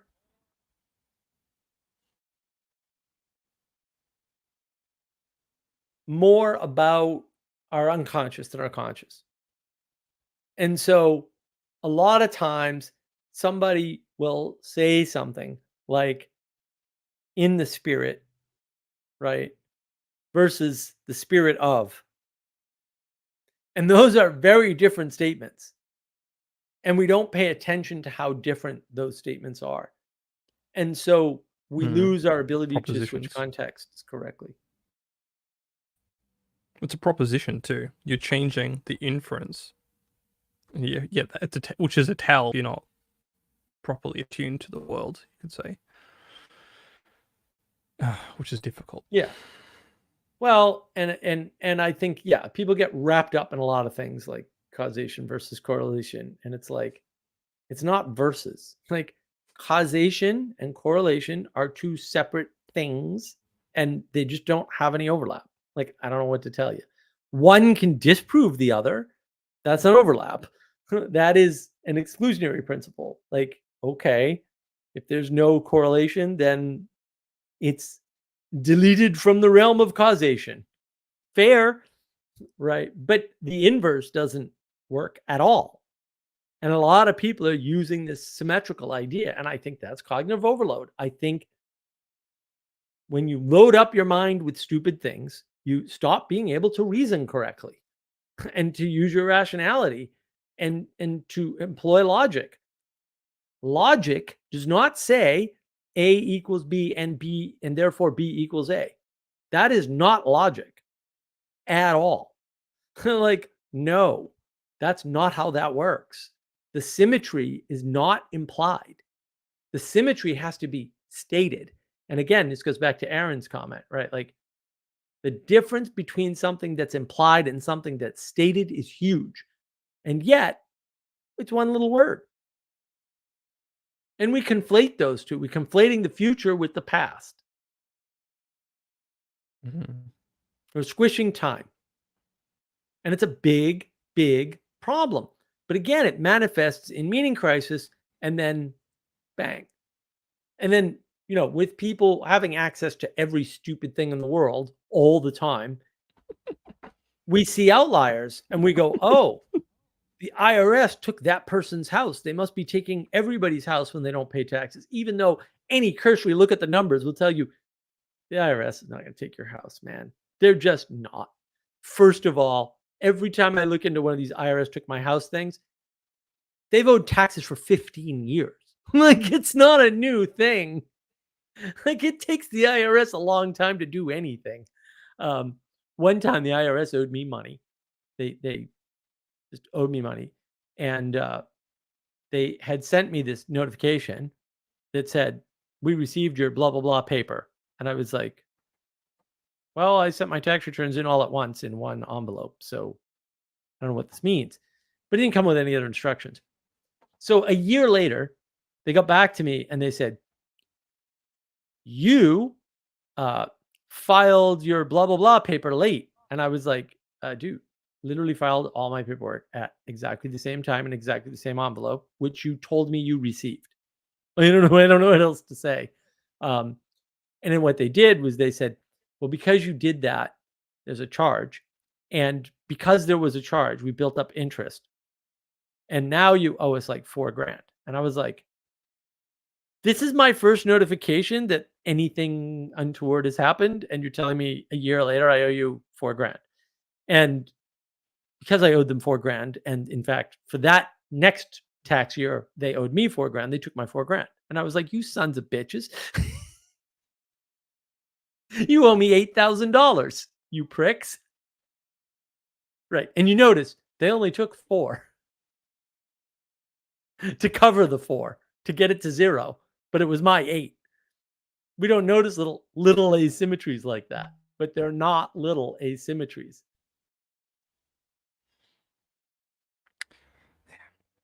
You want to make me angry? There we go. Example A. Nathaniel. While knowledge won't save us, with a simple idea from Jordan Peterson. As educated as you are intelligent. Boy, man, I don't know how to do that. I don't know how you measure intelligence. I don't know how you measure education. I get the general idea that Peterson's after there, but these are dangerous Application waters. Matters. Application matters. I mean, again, if it's cognitive load, okay, let's say you can only memorize 10 things for a week. Maybe that's not a problem as long as you memorize the right 10 things. But what if the 10 things you memorize are like Pokemon cards? Like, what did you do? You just ruined your cognition. It didn't change. Cognitive capacity is the same. But you ruined your cognition by aiming it, attending to the wrong thing, aimed it in the wrong direction. You are attending to the wrong thing. And so I think a better way to think about that is be careful what knowledge you get. And one way to look at this is real easy. Like, look, you can spend your day, and like, I'm not criticizing this, okay? I used to, no word of a lie, no, this is an impossible thing, right? Watch all 4 cable news networks all day, all the time, for real. Like, not 24/7, but like anytime I could, I had CNN, Fox, MSNBC. What's the other one? And the other one, now I can't remember, on all ABC? the time. No, it was SMM, whatever it's called. it was one of the other ones, I forget. But I had them on all the time. And that was great. But you can't do that and attend to something local. So you can know everything that's going on globally. The odds that you're going to understand that your family needs something goes down. It doesn't go to 0. I get that. But also, there's a lot of numbers that aren't 0 that are still so bad that that doesn't matter. Right. Well, you need that connective tissue between things. Otherwise, it's just matter. It's just it's like having food in your house, right? Without the application or the awareness of what to do with that, it's just going to sit there on the shelf. You're going to have all this useless information that's not, you're not able to connect or to apply, or to even give on to other people, like your Pokemon cards. But the connection aside, Jesse, the problem is You can't pay attention to everything. You can't pay attention to most things. And if you're busy paying attention to Israel and Hamas, that's coming at a cost. And that cost is paying attention to, I don't know, what the hell is going on in the United States if you're there, or in Australia if you're there, or wherever you are. Like, and people have finally started to get it. Like, I've seen this a lot. Like Sticks Hexenhammer has posted a number of times now. I don't care what's going on over there. It doesn't affect me, guys, or something to that effect. Yes, that is the right answer. I'm very, very sorry that there are bad things going on in the world. But why the hell are you picking Hamas and Israel? And if you want horror, like if you want to understand the horror of not paying attention, there's a PBS special on the Ugandan genocide, I think it is, 10 years after. And freaking eye-opener, man. But like, you can't pay attention to everything. And, you may think Hamas and Israel is a bad situation. That sort of stuff is going on all the time in Africa. All the time. Maybe it's a smaller scale. Maybe not. I don't know. It's not always a smaller scale. Some of the larger scale baby killings and like burnings and capturing of school children and having them dragged off for no good purpose, that happens in Africa frequently. You're going to have to explain to me why Hamas and Israel is more important, buddy. Neither of those places are near enough to me that they have an impact. I'm not saying you shouldn't do anything. I'm saying you should be careful what you pay attention to. And I just want to address Nathaniel here. To make it more personal, I have a 7th grade education on paper. I have a high school diploma. That's it. And I struggle around educated people when attempting to convey a point of view. Nathaniel? Practice. Right. Well, look, Practice. Ignore educated people. They suck. Worry about people who are kind. Because look, there's a commonality that educated, kind people have and uneducated, kind people have. It's called kindness. And that's what you should care about. Because that'll pay dividends. You know what won't pay dividends? It's talking to educated people. They suck. I vote we take all the most educated, articulate people and burn them. That would be better. The sooner we stop listening to these Muppets, the further away from World War III we'll get. What caused World War II? World War I. What caused World War I? Smart people. Sorry. It just is what it is. Like, there's nothing. It's interesting too, because Vervaeke saw this and actually mentioned, I forget which video it was in, but it's quite some time ago. But he said, like, oh yeah, that intellectualism has caused a lot of death. Yes, it has. All the crimes of the 20th century, my friend. That's all from Napoleon onward. See my video with Adam on the French Revolution? From Napoleon onward, there was that's where that all began, with Napoleon, precision gunnery. That's where that starts. The success of precision and accuracy. I would say when conflict began to not be able to be resolved on a local scale, aka dueling and civil law, having too many contracts or agreements between nations that were unrecognizable to each nation about what they didn't and didn't agree to, how they shouldn't apply these contracts or conflicts or tensions. Right. That's what ruined the world, because if local people behaving together is more important than nations behaving together. I'm sorry. When local people are able to resolve their conflicts in a civil manner, whatever civil means, which is basically like honoring the good, and having a fair negotiation, things resolve themselves. Like people want to get along. People actually want to live in peace. Many people were kind of coerced into the First World War. They did not want to do it. They were coerced, thinking, it was like the Boer War, but economy maybe a little bit more civilized, or we'll do it in trenches and whatever. And it was anything but. It was misery, prolonged misery for 4 or 5 years, depending on how you want to watch it. That's that's not a local conflict. That's a nationwide panic or crisis, and that crisis continued for 34 years. If you want, if you want to mark it, which is probably right. Yeah, we have to be able to resolve things at the local level. Otherwise, sentiment, character, society will continue down. Like this is the inverse of globalism, where everyone's just honoring the hive mind. Mark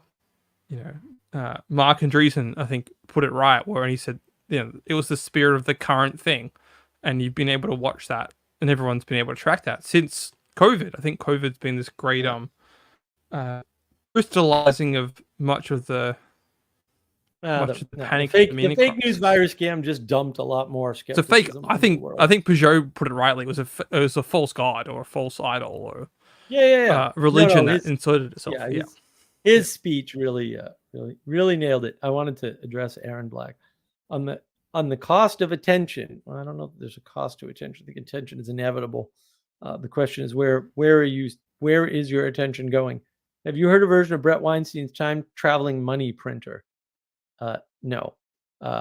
Brett Weinstein went off the rails a few years ago, so I really don't sort of pay attention to him because it ain't worth it. He's not looking high enough. He's an emergence is good evolution believer who, quite honestly, disappointingly does not understand evolution, which is just funny to me because that is his particular specialty. I don't understand why money is a good frame for anything. Money is just a proxy for value, and value is created through mutual agreement. In other words, one person, one entity, one group cannot determine money. It's not possible. Good luck, managing time or having time management. Like that's just a bad frame. Like you can't manage time. There is no way to manage time. You can manage your productivity. You can manage your receptivity. Right. Yeah. There's always an attention cost. It's called perspective, or funneling or filtering, depending on. Well, no, it's just attention is a constant. Like there is always attention, and therefore you need to understand where it's going and train your attention, right? Otherwise, you end up doing strange things, and I had a strange experience with that. But before I get into that little story, because I do want to tell that story, Nathaniel, I appreciate that answer. It's kind to answer all these questions. Well, I'd like to think so. Also, it's what I'm here for to a large extent. I hope one day I can't get a question in because a bunch of other Muppets find out what's up over here. Yeah, it would be nice to be a little bit busier on the question side. I will admit. I did want to tell this story. This is a funny story. So I'm at the entrepreneur meeting and a bunch of the conference rather. And a bunch of people from our entrepreneur meeting, our Wednesday morning meetings, this is a conference in Colombia, right? They're all there. And so we're hanging out because we hang out every Wednesday anyway. We do other things. So we know each other. And there's a pitch contest, right? A pitch is where you get up and you do your slides and you say, you should invest in me because I'm awesome, or, whatever, get a little story. But it's like a 2-minute pitch, which by the way is absurd. If anybody asks you to do a 2-minute pitch for business, tell them you get better things to do and do something else. And Caroline, who runs it, was running those people. Do you have a pitch ready? Do you need help with your pitch? Or whatever. This is what she does. Right? Fine, fair. She's the director of not the conference, but the local entrepreneur group and such not. And she was the one who came up with the idea for that little event. So Jeff, one of our buddies, trips on the stairs up the stage, just falls over. And he's a big guy, so it's a big deal. And he makes a joke out of it and puts it in his pitch right on the fly because he's a very bright guy and pulls it off beautifully, right? And then my buddy Fred was there too. And Fred's like, I want to win this thing because they had this cup they were giving out. And this was yesterday was round 1. Today was the finals. And Fred got knocked out and Jeff got in. And so I was like, look, Fred, I voted for you, man. And I had missed his presentation, which I feel bad about, but an important call. I said, Jeff here stole it from me with his acting. Now everybody who watched it knows Jeff actually tripped and he wasn't acting. There's no question about this in anyone's mind. Jeff clearly somehow managed to trip on a stair. It happens, right? Whatever. But Jeff goes, "I'm bleeding, man." And I'm like, "Wait, what?" He's like, "That wasn't acting. I'm bleeding." And he knows that I know that it wasn't acting. He was giving me his pitch prior to this, as practice because I was happy to help. I was like, "All right, I'll just listen to your damn pitch. I don't care." So I know that wasn't part of an act. I know this. Like I know this. And he's bleeding, not very much, but guys, like so some pints of blood are coming out every heartbeat. We don't care. We're like, whatever, we'll just put a band-aid on it later. Just sitting there. He's like, "Oh yeah, I banged up my legs and the whole 9 yards." And you kind of tell that it looks like he definitely, bruised himself. But like, no. Like he was bleeding hand and he's probably bleeding shins or something too. And Caroline goes to him and says, "Well, congratulations, you made it to the next round. Do you need help with your pitch deck for your 5-minute pitch tomorrow?" Because they're doing a 5-minute pitch tomorrow, which would be today. That was a 2-minute pitch. Why they did this in that order, I don't know. Anyway. And I was like, Caroline, the guy's bleeding. And all you care about is his stupid slides? I'm like, really? And she's like, "What? Huh?" And I'm like, "He's bleeding. Hello." I was like, he tripped, remember? And she's like, totally switches. You can see the switch, right? So at some point, this is just me. Oh, look, a human to experiment with. Why don't we run an experiment? But whatever. So she switches. She goes, "Oh my God, you're bleeding." And then Jeff holds out his hand and like there's a little bit of blood. It's nothing bad. It's not dripping on the floor or anything crazy.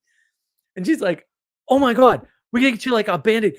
We have first aid kits around here." It's like, slow down, Caroline. And Jeff's like, no, it's cool. I just need to go to the bathroom and like rinse it off and it'll be fine. And of course, he's not doing this because he's a guy and we're like, "It's just a flesh wound, like we don't, like whatever." So we lost an arm. It'll be fine. I'll deal with it later. I got things to do.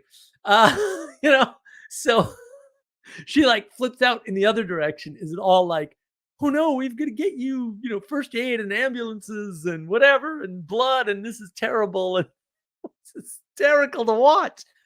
Same amount of energy, but you moved her attention from the thing she was already attending to, which is pitches and slide decks for 24 hours from now or something, right? To right now, however, danger of blood loss.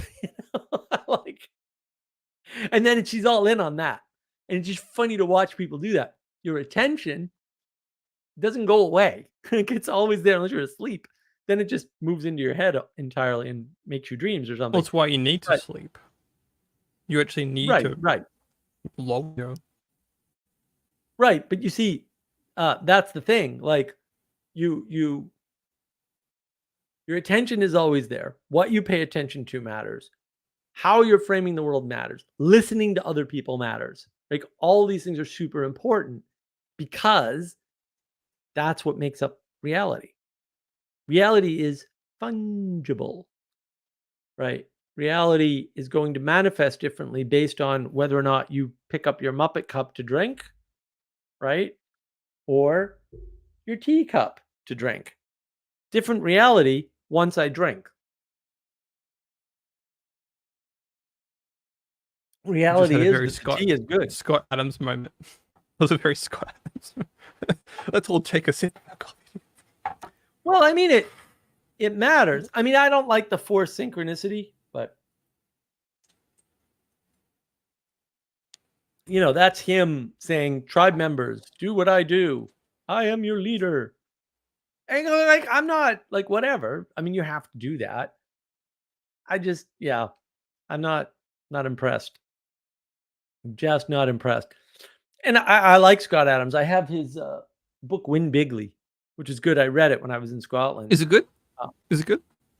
Yeah, it's quite good, actually. His other book was good too. Recommendations. There was another book that he wrote that was really good. No, I got to do a book list I got to do all that. We're very close to getting Google to play right with the website. And then we'll sort of launch into things. I do need, to your earlier point, I need to put up the aggressiveness training course. So I have to put that together. I have to put together my Mark. course. Assertiveness. It's a holistic. It's not training people to be gorillas. I don't know about that. Yeah, I got to work on all that. I've just been flat out with lawsuits and wrangling startups and dealing with technical problems and the fact that Google lies about everything and can't do simple things and doesn't know what they're doing anymore. You know, little things. We're getting closer, right? I got the storefront. Storefront is good, but oh my God. Getting that ready and prepared has just been, it's been a nightmare. And I have a lot of help, and I'm appreciative of all the great help, but the world is in the middle of decay. So Google can tell you do this all day long, but then when you do it, they don't fall on their end of the bargain anymore. So yeah, everything's been a real struggle lately. But look, the important part is these patterns keep manifesting and people are noticing them.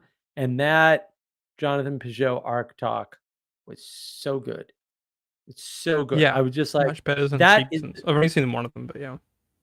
Well, but I've only seen one of the Peterson talks. Yeah. I don't even care about Peterson's talks. Wrong. Tell us. The thing for me with Peugeot's talk was I was like, man, I would have said much of that in much the same way.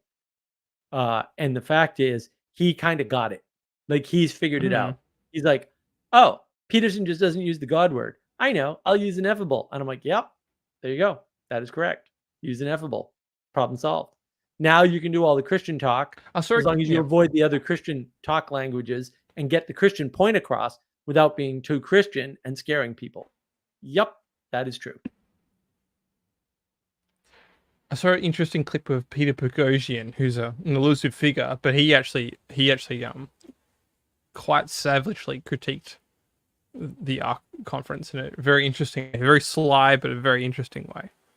Really? I'll send it to you. Yeah. He said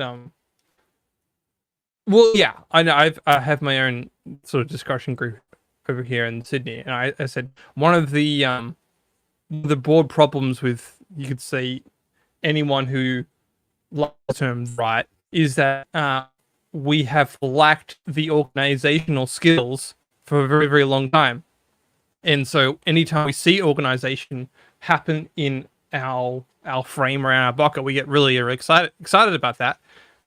However, it is ironic that the side that likes structure and organization can't actually get a bunch of people together to agree on something and actually build something, not in a reactive sense, but for long term. Because one of the things we've lost is guilds, is the passing on of practical wise information that people can build their lives on. It's not just head knowledge, but it's actually, this is how you do it. This is how you make a great chair. This is how you start a great business. Right. And it's long term, and it solves problems locally and also societally. You can't just teach someone to be a teacher. You have to teach them the skill of influencing a classroom in the right direction with the theme. See, but all of that is bad framing. That's really the ultimate problem. Is all of that is, it's all true, but it's bad framing, and that's the problem. Boghossian, Right. Well, Boghossian. Look, I like Peter Boghossian. I'm on his Twitters every once in a while, and I haven't got any traction there, which is fine. I'm not like, whatever. I don't care. Like, you don't want to help. It's no loss to me. I've already tried to help you, right? So my cost is already paid. I'm not looking for payback, so it's cool. When you don't recognize what's actually happening, you end up in this situation where you're like, well, we've lost the sense of structure. No, we're rebelling against structure. People are constantly rebelling because they see structure as the problem. And that's the issue. Like, structure is not the problem. It's enablement. Structure is the thing that enables you properly. And why? People want agreement. agreement is a result of equality doctrine, right? I don't need Jesse to agree with my thumbnails, which he doesn't, by the way. And I already know this, right? I don't need that, right? What I need is for Jesse to say, I hate your stupid thumbnails. I'm going to come on your dorky live stream anyway, because I like your live stream. And I want to get my message out too. Relationship matters. The relationship matters. The agreement doesn't. Yeah. Right? Yeah. And it's not like I can, and this was very confusing on the Awakening from the Meaning Crisis Discord server. Those guys, they were trying to do the religion that's not a religion project. And they just couldn't do it because they're all rebellious Muppets. And they had some good ideas. They wanted to try some stuff. And Manuel and I were finally like, we're part of a community. We're responsible for this community, right? We have to step in and help them for the good of the community. I stated this before, especially back then. I stated it to them many times. I do not like your project. I do not believe in your project. I think your project is stupid. However, you need some organization. I'm here to help you on your stupid project that I disagree with. You do not need to agree with them to help them. I do not need to. And it's ironic. These people talk about agreement and they go help drug addicts. Do you agree with the drug addict? Do you agree with their lifestyle? Do you agree with their choices? Do you agree with what they're spending money on when you're not what? No, you don't. Why is this a problem? Like, I don't understand. Why are you so enamored with freaking agreement? And a better way to think about agreement is consensus, because consensus is a little softer, right? But yeah. still, the bottom line is, if you want to do something bigger than you have to sacrifice. The sorts of things you sacrifice are different based on where you are in what you can do for the project. A guy like Karl Marx takes a simple observation, universalizes it, squishes the world, and convinces you of completely absurd and stupid things that any 3-year-old knows are not true. Right? And people fall for this garbage because they want to believe in the outcome. But the bottom line is, a worker is not a worker, is not a worker. All workers are not the same. I've worked with workers. I've been a worker. I don't care what the work is. I'm in the top 1% all the time because I have better focus and I have better stamina and I have better speed than 99.9% of the population, even when I'm sick. Period. Better. Yeah, getting back to this point on consensus. Yeah, that is it's a magic trick. It's a magic trick that's being used on you. You can be in unity with other people, but still disagree with them. Right? You can still be serving a common cause because it's the service that matters. It's the common cause that matters. It's the good that's being produced that matters. Well, and that's the difference, Jesse. I'm glad you framed it this way. This is really good framing, by the way. Thank you. You can view your disagreement one of two ways. View your disagreement as a way to cooperate or as an opposition. And this is why I don't like opponent processing. You don't have to rebel to cooperate, right? In fact, you can't. The difference isn't necessarily in what's going to get done, but it might be in how it gets done or how well it gets done or how quickly it gets done. When I'm working with somebody in spite of the fact that they're annoying, or in spite of the fact that they say stupid things, or in spite of the fact that they're an artist. Oh, artists are the worst, Jesse. They're all the worst. Great things happen, right? It's a sacrifice for me, right? Because I have to put up with artists. Oh, God, I can't think of anything worse off the top of my head. But that's how the goodness emerges. because I'm not trying to oppose you and say, you're wrong. My thumbnails are awesome. And the way the thumbnails recently changed, I'm sure people have noticed, that was my friend Bill in England. Your thumbnails suck, Mark. Fair, Bill, what would you do? And he starts whipping up thumbnails right then and there on the Discord server. And I'm like, oh my God. And he goes, look, this took 10 minutes. And I'm like, what software are you using? And he's like, well, it's this software and it's free. Oh no, wait, it's not free. And you know, it's all this software he knows how to use because he uses it for work, basically. And I'm like, I can't do that in 10 minutes with your software because it's not that easy. It's not the software, it's not the magic. Right? But he just came up with that. And I didn't go, yeah, Bill, but it's not my style. That's not the navigating pattern style. Right. And then Sally Joe, because she's an artist, goes, these are the thumbnails I was trying to make you do from the beginning. And I'm like, Sally, you've done my thumbnails. None of them look like that. 0 of them.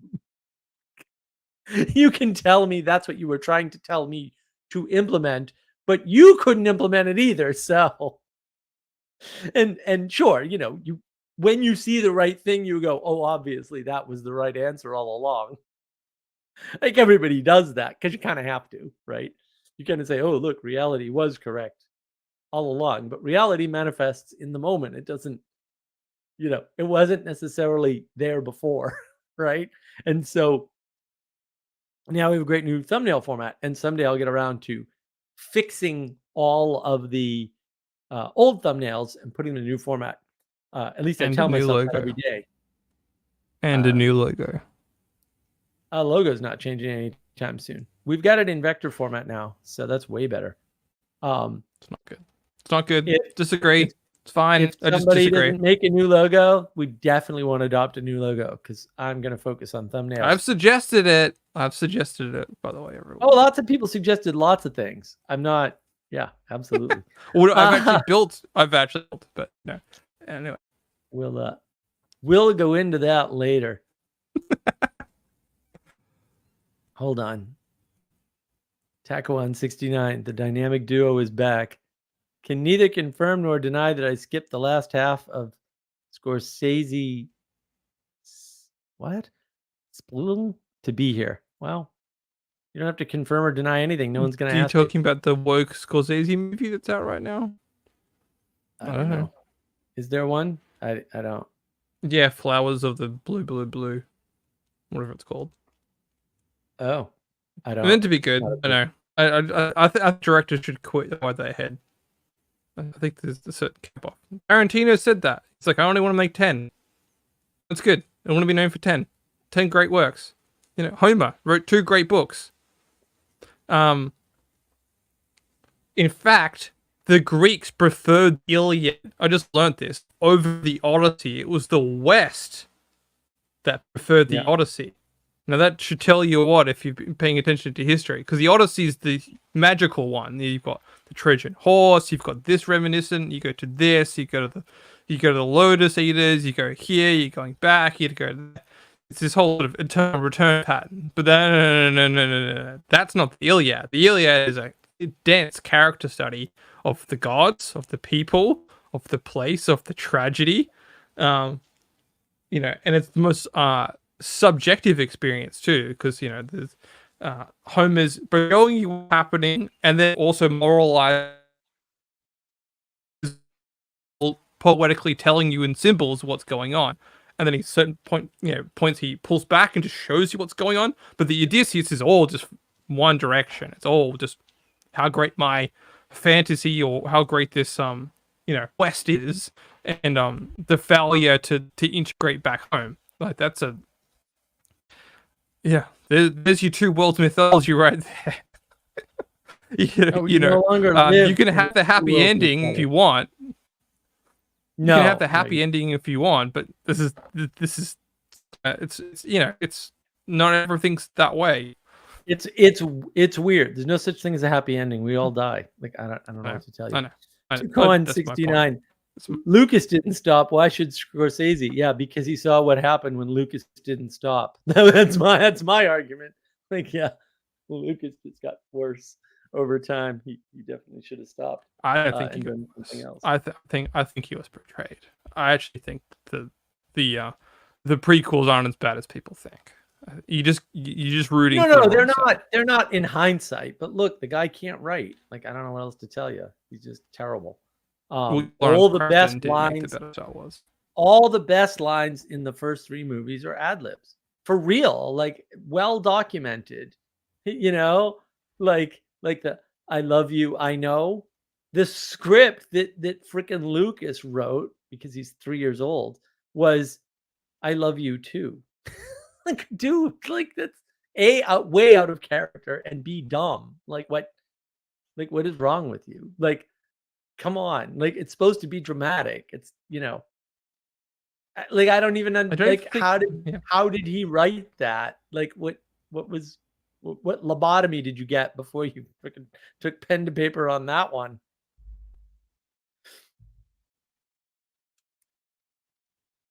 What about I Hate Sand? Yeah, it's a great. What it's about a I great Hate one in the third Sand? one. Yeah, Yeah. That's another one. It's like, who the hell, wrote this? Like, what is wrong with these people? Uh-oh. The Holy Duck. Oh, thank you, Holy Duck. I enjoy the Iliad a lot more than the Odyssey. Jesse, thanks for bringing attention to it. There we go. Attention matters. Attention Well, I'm currently matters. reading and studying the Iliad, and then I'll do the Odyssey. So I might actually I'm bring sorry to hear myself that. to do a book review at some point. Do a book Too many club. projects, Those are guys. better. Book reviews, man. I don't know. Book club. Will you actually read it though, Mark? If I bought you a copy of the Iliad and send it to you, will you read it? Book club. This is live when I'm done with navigation, the everyone. book? This is what I do with Mark and I don't know. It worked last time. Ethan sent me the Okay. the Republic, and then Danny's the one who Okay. started up the book club and basically said, "You need to come to my book club." And I was like, "I guess I do." Submission is a thing for me. It's like, "Oh, you guys are having a book club and you need my help. I guess I'm gonna be in a book club." Like, I don't know what else to say. Like, it's not a magical equation, right? It's not like, "Oh, we have to pay you billions of dollars," although I would prefer that. It was just like, these people need my help. Like, okay, well then we'll read the stupid Republic. One thing I would like to do too is I would like to do a book club on the language of creation. You would have to do a video book club on that. Yes, book club and/or review. Yeah. No, reviews are evil. Actually, single perspective, very bad. Single perspective is bad. It's not distributed cognition, so it's automatically going to reciprocally narrow, and that doesn't have no utility. But no one's been reviewing things for years anyway. But yeah. Well, yeah, but and all the major review people aren't doing reviews anyway. So right, but if you read multiple reviews by multiple people, then that's better. But doing one review is not better, right? And this is where people get confused because things don't scale correctly. Tekuan, yes, language of creation, yay, right? Like, woohoo, lots of. We can make it happen. That's a way more likely thing, even though it would be slow as hell because it's a small book, but symbolism runs deep. That's a real that's a real possibility. Like, I'd put that on this channel for sure. Like, I'd put that on Navigating. Do that. We'd do that every.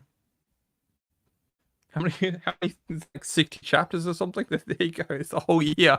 It's a whole year's worth of 1 week streams. Maybe. I don't know. I mean, I'd have to think about it. It would be good to have distributed cognition on language of creation. Like, that would be good to see and good to engage with. I think that would be a net positive, because then people could really start to see some of the stuff, correctly. So having a distributed cognition on that particular book, I think, would be super helpful for people. And I think it would get a lot of attention, actually. Yeah. There's 84. It's 5 parts. So we could condense. Some things could be addressed at the same time as a contrast, which would help. 2 hours or so. So you don't need to do 84 single. Some things might need to be single single examples or single deep dives, however you want to frame it. I think some you could. things you would No, need to you could combine jet for. through. You could jet through most of those chapters. The problem is the symbolism gets deeper as the book goes on, and Oh yeah. then you have to think more about it. So I think the beginning of the book you can fly, and then towards the middle of the book you start to kind of get a normal pacing, and then towards the end it's just like, whoa. Yeah, you're a cosmic scale of. I'm not ready for this, or something like that. Right. Yeah. No, that's very true. And maybe we could if we do it, we could subconda the master of symbols himself. So it should be interesting. I would actually really like to get both of you guys together if I could get you to agree on it. You probably cannot.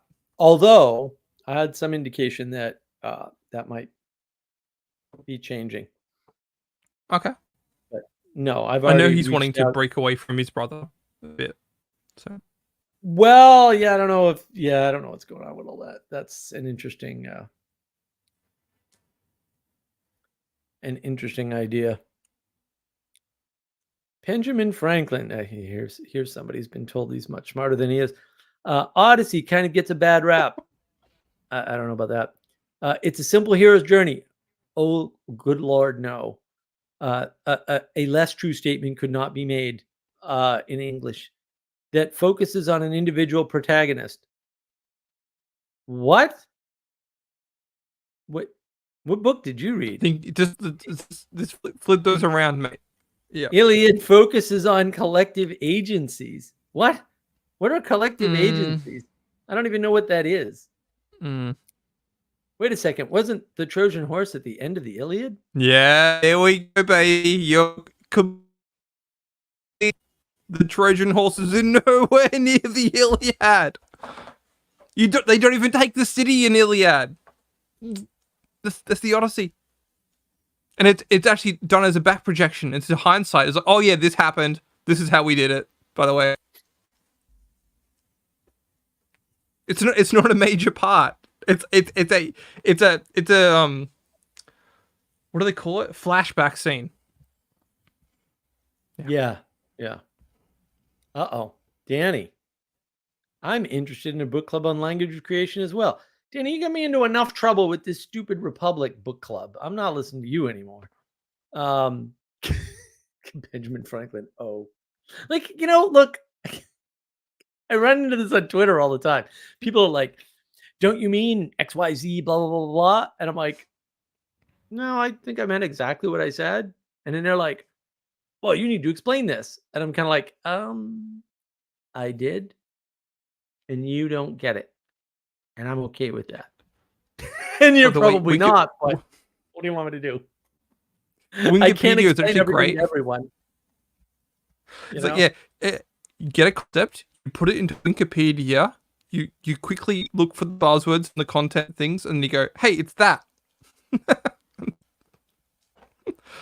Benjamin Franklin. I read it a long time ago. Maybe I'm remembering incorrectly. Isn't the Odyssey about return journey of Odysseus? Yes, but he does it many times. He never actually returns. Yeah, that's the theme of the story. That's not what it's about.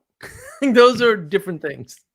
Like, themes often run through things, but what they're about is what the theme is exemplifying, right? Yeah. And that's why you can take different themes and just put the same story in there, and those patterns get contrasted, right? And so you can see this when people will go, oh, well, this movie's like this movie, right? Or you can see how a common theme plays out with different characters and different sets. And the best way to see something like that is to look at something like The Matrix, which has effectively the same theme as, well, a hell of a lot of other movies. Star Wars. Well, yeah, but Harry Potter. Yeah, it's like they use a template. It's like, really? They really use a template? When was this template agreed upon? That theme that theme that's in the Matrix is, just comes out in so many other movies. Like a lot of the other movies you've talked about are along that line, right? Because you see that theme emerges. That's why you were talking about all those films. The ideas that are wrestled with in that movie are wrestled with in Vanilla Sky, right? Like they're there. It's that theme is the same basic theme, right? The stuff that's in a lot of anime deals with the same theme, right? This transformation, this idea that we're slaves, right? Is the environment holding us back? Right. Because I mean, the Matrix is the environment's holding us back, and therefore we must fight the environment. And it's like, okay, yeah, that theme. Then there's not one theme, we'll say, but the change in the themes is interesting because the theme itself hasn't moved. Right. The way it's being exemplified is moved. My take on my if I was to say one thing about the Matrix is that it's about agency. It's about the fact that Neo becomes an agent by the end of the film. If you didn't understand that or see that, then I can't help you. I can't help you see the other elements that actually reinforce that. Is that Neo becomes a part of the system. They never free anyone else throughout the entire other movies. Once Neo is freed from the Matrix, it's basically the only other time you see someone free from the Matrix is Neo and Trinity in the fourth film, which is a fan fiction. There is, it's about agency. And in fact, the only other person who gets freed from the Matrix is Agent Smith. It's freed from the digital world, and he comes into the second Matrix, which is the real world, or whatever, the sewer world, you could say. I can't talk about that film more, Mark, without proper framing. Otherwise, people aren't ready to see the magic trick that's been played on them. Which is to say that what you're seeing is narrative patterns. Which is to get back to how we got on this. What you're seeing is narrative patterns. Stories are implementations of narrative patterns. The same narrative patterns that are in Hamlet are in the Matrix. Now, which are the same patterns that are applied in Lion King or Star Wars or wherever else. Harry Potter has the same thing. It's just the journey to become a mage or journey to become fully self-empowered. These are common narrative things because it's essentially it's built upon a cathartic story to really get back to a philosophical or Greek tradition of storytelling. Right. But you see, but you see, like Ghost in the Shell. Ghost in the Shell is the same themes that are in the Matrix. It's the same base questions. The same themes, but themes aren't narrative points. That was what I was. No. Well, I don't. Yeah. Okay. I don't like the way people use the word narrative at all. Well, yeah. Well, because they equivocate on that word so much. Like people don't understand the difference between narrative and story. Of course, I have a video on this. They don't differentiate between. When you're talking about narrative, you need to account for the fact that there's theme, there's setting, right? Mm-hmm. There's characters, there's character development, there are arcs, and those are all independent pieces. And so the narrative is not just the conglomeration of those other pieces. It's one piece among many. And that's the problem, is that we don't have that enchanted view of how actually complicated this is. In fact, and this is where people say, well, the postmoderns had a point. No, they didn't. They were all evil, by the way. They didn't have a point. But this is where they get it from. Building a story that makes sense, that actually works, and manifests what we would identify as mere narrative is so hard for you to do that no single person can do it. And so they're channeling the distributed cognition through time that they grew up with, right? Through other stories, right? To point their story at one or more of these narrative patterns, which is one layer up. And because of that fact that the lower thing abstracts, because those abstractions were brought down as best that person could do and stitched together and flattened in a way that points back up. And it's that reciprocal relationship. The upper thing comes first, it comes down upon you, and then you do something with it. You realize it, maybe realize it, make it real, right? Manifest reality with it. And if the reality points up, you're pointing to a narrative pattern. And if it points across, it's basically something like fiction, right? And if it points down, it's bad stuff, like Karl Marx, right? Or Hegel, or like any number of garbage novels, romance novels, etc. And it's not that there isn't a pattern to a romance novel. There is. You can just stamp them out. That was one of the first sort of genres that had like a very clear, simple, workable pattern. By the way, if you don't know the pattern for romance novels, don't look it up. It's actually terrifying that romance novels at least used to follow this particular pattern. The pattern's horrifying. And the fact that it's ridiculously effective is just disturbing, right? Because it's seduction. Seduction. Oh, no, it's not. No, it's way worse than that. It's terrifying. It's absolutely terrifying. Yeah. Oh, okay. Yeah. Got it. Not going to talk about it. Yeah. The beginning in particular. Yeah. Right? How do these things begin? And then what happens? Right. No thanks. Not a fan. The fact that I don't like call them romance novels because I want to reharmonize that world for its proper state. Because a romance is technically meant to be an adventure, that has a long-lasting ending, and it's meant to leave a tradition in its place. That's why. Right. Romance of the Grail is right. But that points down, but there's a pattern there, but it's not a good pattern, right? In the same way that you can look at the works of Karl Marx and see patterns in what he's saying, right? And then realize they're ridiculous, absurd, nonsensical oversimplifications that lead to contradictions and self-reference, and then go, oh, and by the way, he's leaving out a whole piece of the picture, which is, even if he were right, he's not right, because manifesting the system that he's talking about still requires management.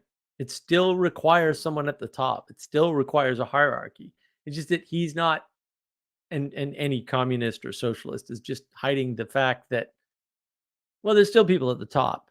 Somebody owns the public land and gets to make decisions about it. It's just not you, right? It's like, it's not you, the reader.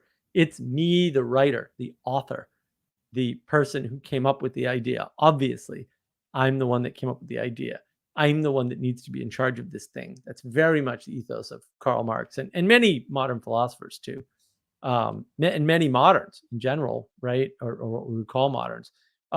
Many of these people, and Sam Harris is unabashed about it, right? Like, I have a 135 IQ or whatever it is, and I've got a moral system that works for people with this IQ, and therefore you should do what I say.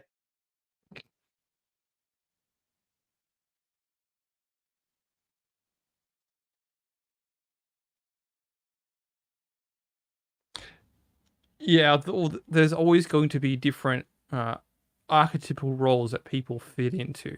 And what Karl Marx did was to try and put a black highlighter through a particular archetype, which is the merchant, more or less speaking, and saying we need to depower these people so we have top-down power from above. Rather than having the integrated layers of participation within society, we're just going to essentially flatten all. Yeah. If it's a triangle, we're going to reduce the amount of layers of in the world. To bring back a point. So yeah, some people have more agency than others. I'm sorry to say that is actually just right. Oh, we're a statement different. of fact. Yeah. Like Yeah. everybody wants to be an individual until they realize that means you can't be equal. And then they're like, no, we want to be equal. I was like, yeah, but you're an individual. Like, but you gotta make up your mind, kid. Like, you pick one. Or come to the realization that there's a better way to think about all this. And then the conflict goes away. Like, you're a person and you're connected to other persons. And that changes the game sort of significantly. Right? Yeah, well, you know what I mean. I don't like person. I think it's a horrible character. That's a topic for a different day. Well, if you're a character, you can develop other character traits. You can develop your character. You can play the role in the drama or the story well. Like you could be a side character, but still shine out excellence in that side character role. That's honorable. Yeah, but that's virtuous. if you're a person, you can manifest multiple characters, and that's what's really important, right? They talk about character development. It's like, I'm skeptical. You don't have a single character. I'm skeptical on that for various reasons. I think people put themselves in holes rather than get themselves out of holes. So, oh yeah, absolutely. Well, yeah, they absolutely do, and that is the problem. Is that when you try to reduce identity to one thing, right? You end up classifying yourself and the world as single characters, and that's not a possible configuration for you because you're a person, and so people just end up confused. Yeah, these are complicated dynamics to navigate. Yeah, it is because it's there's a causality question in there, and I don't know that we have an answer to the causality question. Yeah, what do I know too? I'm a struggling artist trying to figure shit out. Literally speaking, you actually have to swim through the sewers of the dead city in order to get to some city on the hill. To Peterson's point, you have to struggle up. You know, what often lays out is that city on the hill is actually that struggle up the hill is full of skeletons. It's full of pitfalls and darkness. It's not an easy journey up. It's you're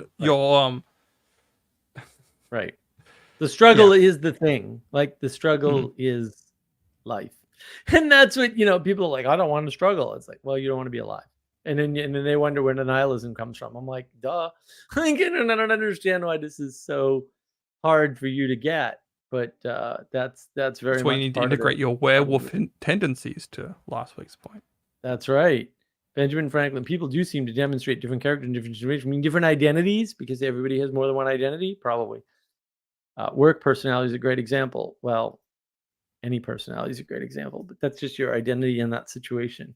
Yeah, the agent arena relationship is real. It's just that John leaves out the fact that there are no agents that exist only in one arena, and there's no arenas with only one agent. And then once you understand that, his system works fine. And until you understand that, you have this stupid individualistic frame that will not help you. But it will make you worse because you can always use it as an excuse. Right. And Peterson has a different formulation to say agent arena relationship.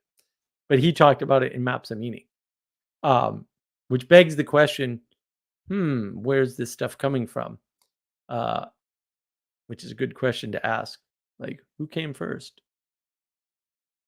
We were watching Gladiator the other day. Well, we're halfway through it. I hadn't watched it many years. And it kind of dawned on me that Gladiator is actually not about the gladiator fights at all. The Gladiator is about the decline of the empire, essentially.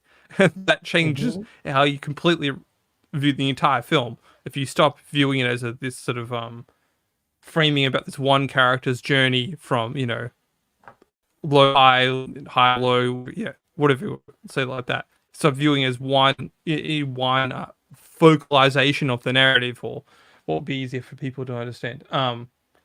The single thing you're meant to identify with in the film is just the Russell Crowe's character. As soon as you see that as it's a collection of events that are happening that symbolize, what Rome became and how it fell, then the movie takes on a completely different tone. It's no longer about how great Russell Crowe is acting, and it's about what the movie exemplifies. which is why I think they survived all this time and still holds up even 20 years later, is because it's about the battle of ideas, essentially, the deep down, and what the corruption actually came at both levels. Essentially, what the movie argues for. There was actually a bottom-up emergence that was evil and corruptive, the mob rule, and actually a top-down corruption because the elites or the ruling class corrupted themselves through lack of service to the traditions that they were meant to be founded on. Right. Well, I would argue it's the top down that causes the bottom up. Nobody likes that. Everybody likes emergence is good, and I'm like, no. I'm not saying, I'm not saying that. I'm not saying that. No. I'm just saying that. But that's the trap people fall into. They go, well, it's top down and bottom up. It's like, yeah, but one came first, and one is more important. And it's your lack of the ability to accept a creation narrative, and the inevitability of the need for creation to come first, which leads to being as good, or maybe being as good as required to understand creation. I don't know. Doesn't really matter. But that's what's preventing people from being able to move forward, because whenever you're like, oh, it's bottom up and top down, you're not accounting for the fact that one is more important than the other. Like, one is primary. One came first. It's not the bottom up. Like, obviously. There was no bottom in the beginning. And okay. But the implication of that, right? The implication of that is that there is a hierarchy. It does matter what's on top. The thing on top determines the goodness of the emergence, right? And that means that you need to keep your eyes on the good.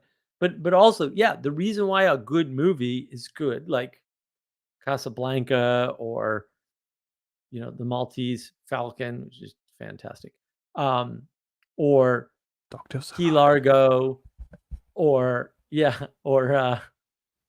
Citizen Dr. Kane, is a favorite of mine. Lawrence of Arabia, like these. But these movies are good because although they're quote about one character, many of them, the richness of the world that's created is past the skill of the creator. Right. And that, again, this is the confusion of the postmodern. They're like, oh, that must mean that framing is arbitrary and you can just make up whatever you want. And it's like, no, it means the opposite of that, actually. It means that the manifestation coming down from above matters, and how close you get to it and how you get to it, like how you put the emergence together matters a lot. And the way it matters unfolds over time.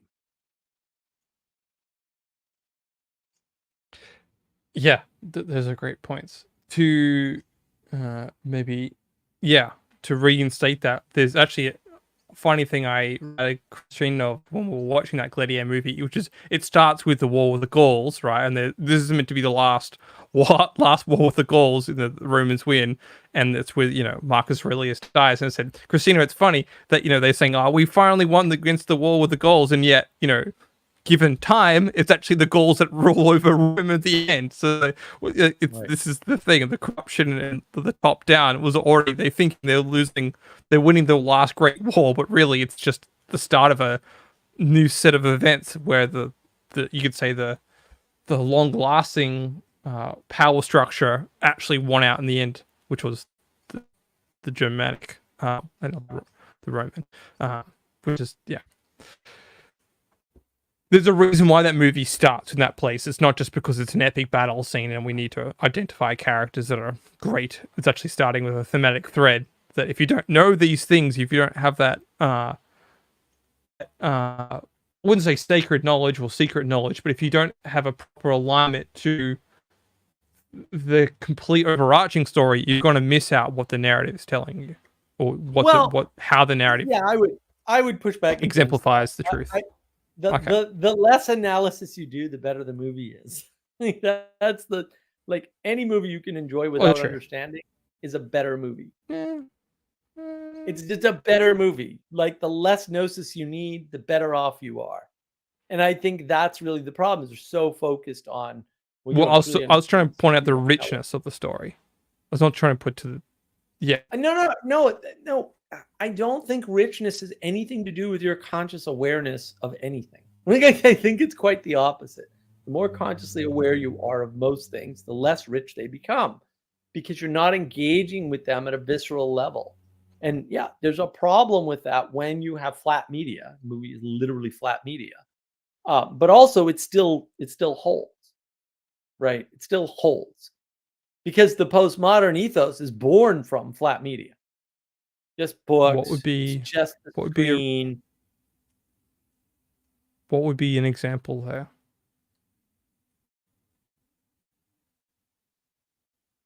I mean, really anything. I mean, everybody likes The Matrix, and almost nobody.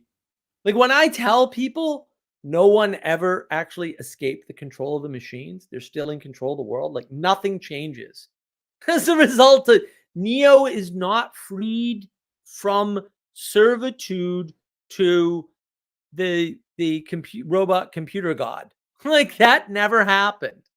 And they're stunned. They're like, what? Like they didn't see that. And I'm like, look, fair. Like, okay. Still really like the movie. You know what I mean? Like they still got a lot out of it. Now, I would argue most of what you got out of the Matrix was actually negative. Like I'm a huge Matrix. I love the Matrix. I do. I really love the movie. But man, talk about bad signals, bad information, bad knowledge, and just badness, like crammed into a movie. Wow. Like it's it should win a prize. What I think makes something rich though is the fact that it has these fractal elements to it that you can just participate it in a lot. Matrix has richness. Yeah. Right. And it's the fact that it has like what's the fractal quality there? Oh, you're plugged in at the low level of the machine at the battery level. When you get freed, you're still subject to the machine at the larger level of the culture. Okay. I think Rousseau's still right. It keeps scaling up with every and it's emergence. Yeah. And it's emergence. I emerge from my birth into the machine, right? I emerge from the machine into my second birth, my rebirth, into the hull of the hovercraft. I am rebuilt, right? I am rebuilt from scratch because I did not know how to use my body, my muscles. Yeah. Right. And then I am re-educated, right, through a computer at speed. Like nobody notices the computer's re-educating him, guys. It's all technology all the way down. Right. And then they make that point in the second movie? He's machine. He's literally a machine. Alive. No, they literally say he's how long has he been this for? He's 12 hours. He's literally a machine. Right. That line is in the movie. But then when he gets to Zion, right, and the senator's talking to him and says, "Do you know what that machine is? Yep. It has something to do with water purification. I don't know how it works, but we need it." So counteracting the message of the first movie, which is we don't need these damn machines. We were living before them. We can get rid of them. And then it's like, wait a minute, now you can't get rid of them? What's going on with that? No one notices this stuff, but they get that fractal sense without having that level of ability to break down the movie. Like, and like, I get it. Like, I love that movie. I actually still love it. I still watch it and enjoy it and appreciate it. And for me, the analysis doesn't kill it. For a lot of people, it does. For me, it doesn't matter. You know, like I've analyzed, Real Genius, which is a fantastic movie. I've analyzed War Games, another fantastic movie that I really love. I've analyzed these things, and I still watch them and enjoy them. Starship Troopers. I've probably seen Starship Troopers like 20 times. For me, it never gets old. I love that film. I've only seen it like 3 or 4 times. No, it's great. It's absolutely great. It's great on multiple levels. That's the psyop that psyop itself. It's like It's like you forgot you thought you were rebelling against the original author, but in fact you actually made the original author's point stronger. Right. Well, you can't escape. Like, you can't escape Yeah. certain patterns, and Yeah. like once you step on that path, you never know where it's going to lead, right? And that's the problem. And I think that's that's a good way to wind it down, right? A good note to wind it down on. So summarize it up, Jesse. What you got for us on the way out here? Oh gosh, that's a as he drinks from the bottle, I'll give Jesse. I'll make Jesse talk so it gives me a chance to reflect on what's been said. Oh gosh. You